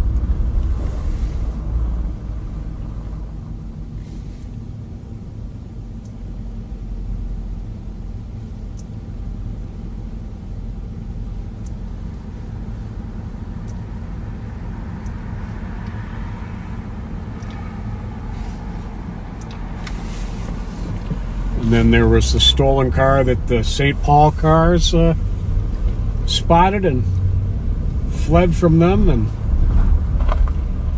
rounded a corner, an icy corner, and slid into a snowbank. And they caught the driver on that too.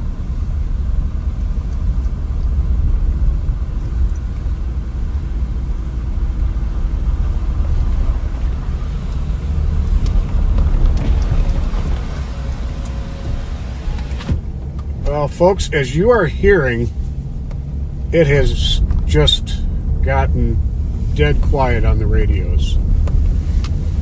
We're going to give this about 10 more minutes, and I will be wrapping this up for the night.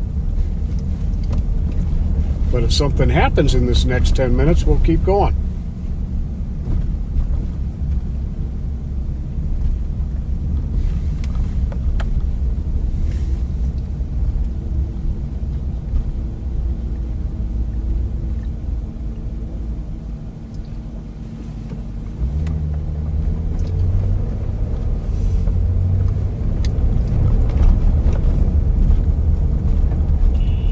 If you didn't know, with code 4 on here.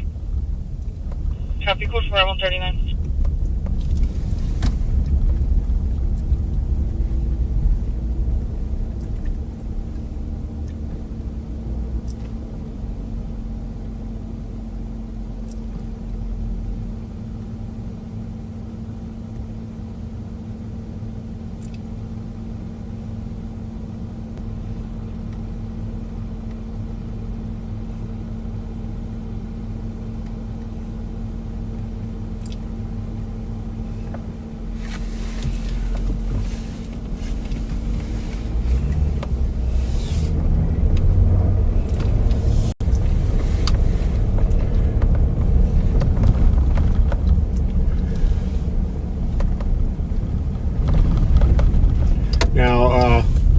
to clear up some confusion that a couple of people on the in the comments section have.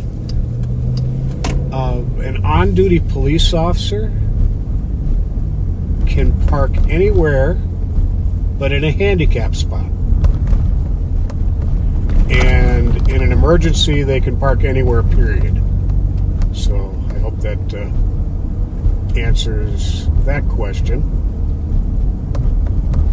How about texting while Specific driving? reasons for parking where we park. Can we address that? Because that seems like one that if it's unlawful for one person to do it, it should be unlawful, period.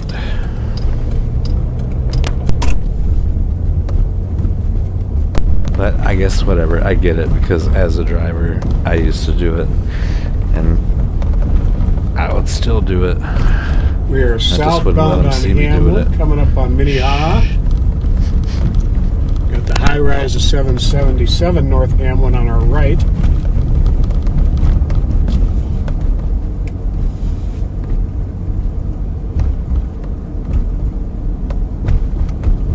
You know, you can do speech to text, but you know, I agree with not texting while driving, honestly, because it's nearly impossible to keep your eyes on the road at the same time. Phone where you can keep your eyes on the road at the same time, but everything's got hands-free capabilities, so yeah. Sounds like they're still working on resolving that situation. If you want additional squad and a Spanish speaking Thomas. officer to 770 Sherburne. 160. Copy.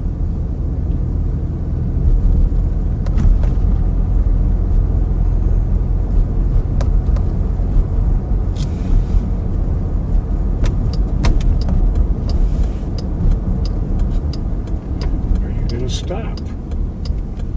Well, thank you for stopping.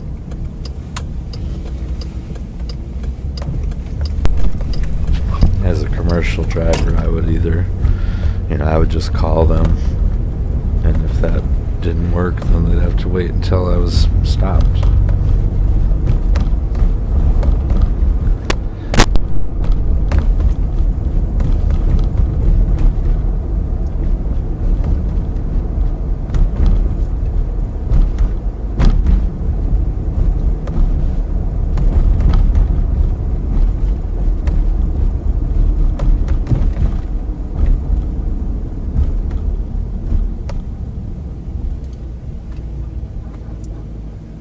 Master Nick's Elite Taekwondo Studio.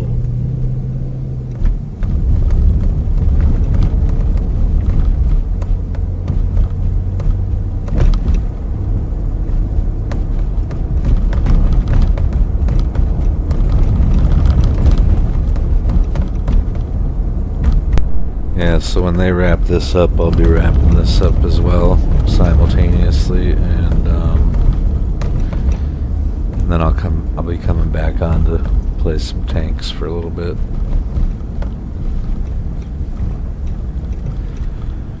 And that will be at Bred to Kill You All 2 on Twitch. Problems tonight with buffering, so maybe import it. Might just start importing everything over to YouTube. Good, bad, and the ugly, the whole long and short of it. And then, you know, if I want to make a clip video, which I really need to start doing that sort of thing, shorts and clips, but anyhow, I will be on Twitch playing tanks shortly hereafter. Yeah, the interlink is acting really weird, man. It's like the second time I got booted out of YouTube tonight.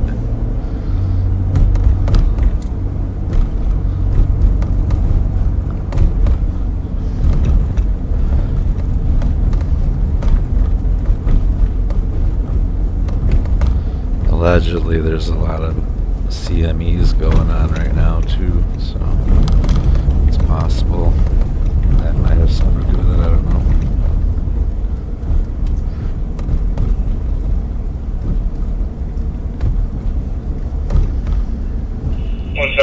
in custody. One in custody at 145. Well, they took the troublemaker on Thomas, who was yelling at the cops, into custody. Squad 112. Sure hope it wasn't Capitol Transparency. We have Shout out to 4 them, individuals in a room. even though I don't One of them always agree. will be taken into custody for domestic assault. Need maybe one more additional officer. And they're going to take somebody else into custody.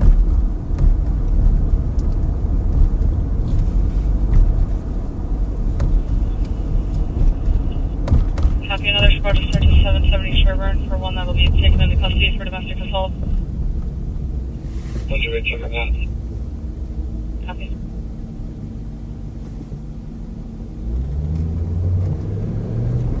Well, folks, this is going to be it for the night. The sheriff will not be back. I'm going to wrap it up here. I want to thank you all for riding with us tonight. You got a little bit of the sheriff and me. I assume everybody's copying the stolen southbound White Bear. Yeah, kind of. We're staying. All right, hang on, folks. Hell yeah. We're staying, Pat. None of that getting out early bullshit, We're right? going to light up now, White Bear in case southbound. All right. We're going to stay here for a little bit. Saved by the stolen.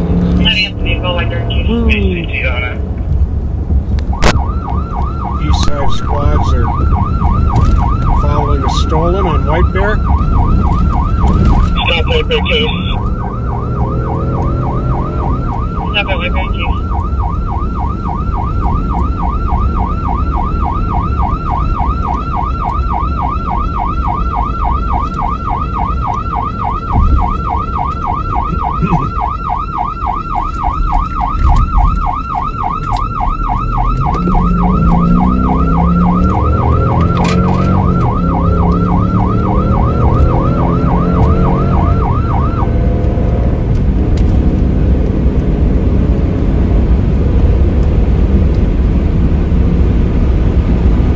Yeah, super sorry, my stream's been a little sketched tonight.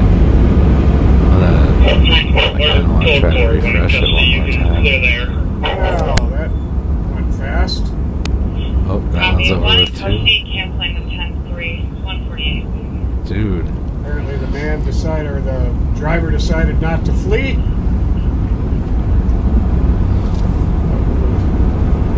We're going to hang on for a minute and see what this car looks like. It's going pretty fast. We'll see what the deal is.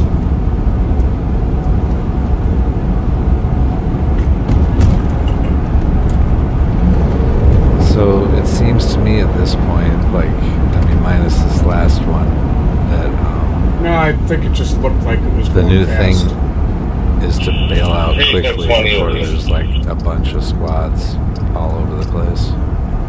Well, folks, I'm Just going to a finish feeling. the sign off Copy, other here. east squads for 2 o'clock EST 369. Thanks for being with us. Pat's gonna get out while you can. Under Sheriff Martin It's may like be bar live on close Monday. right now. The So, cat like, team I don't know on why Wednesday. they do this. Me on Honestly, Thursday. They should be hanging out at the And bars right then now. you got the whole crew again next Friday night.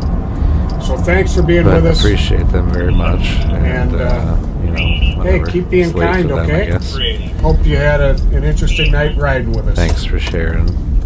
Good night, folks. Alright.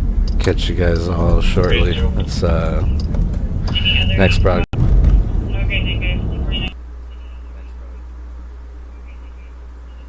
Alright, thanks again for watching. We'll catch y'all then.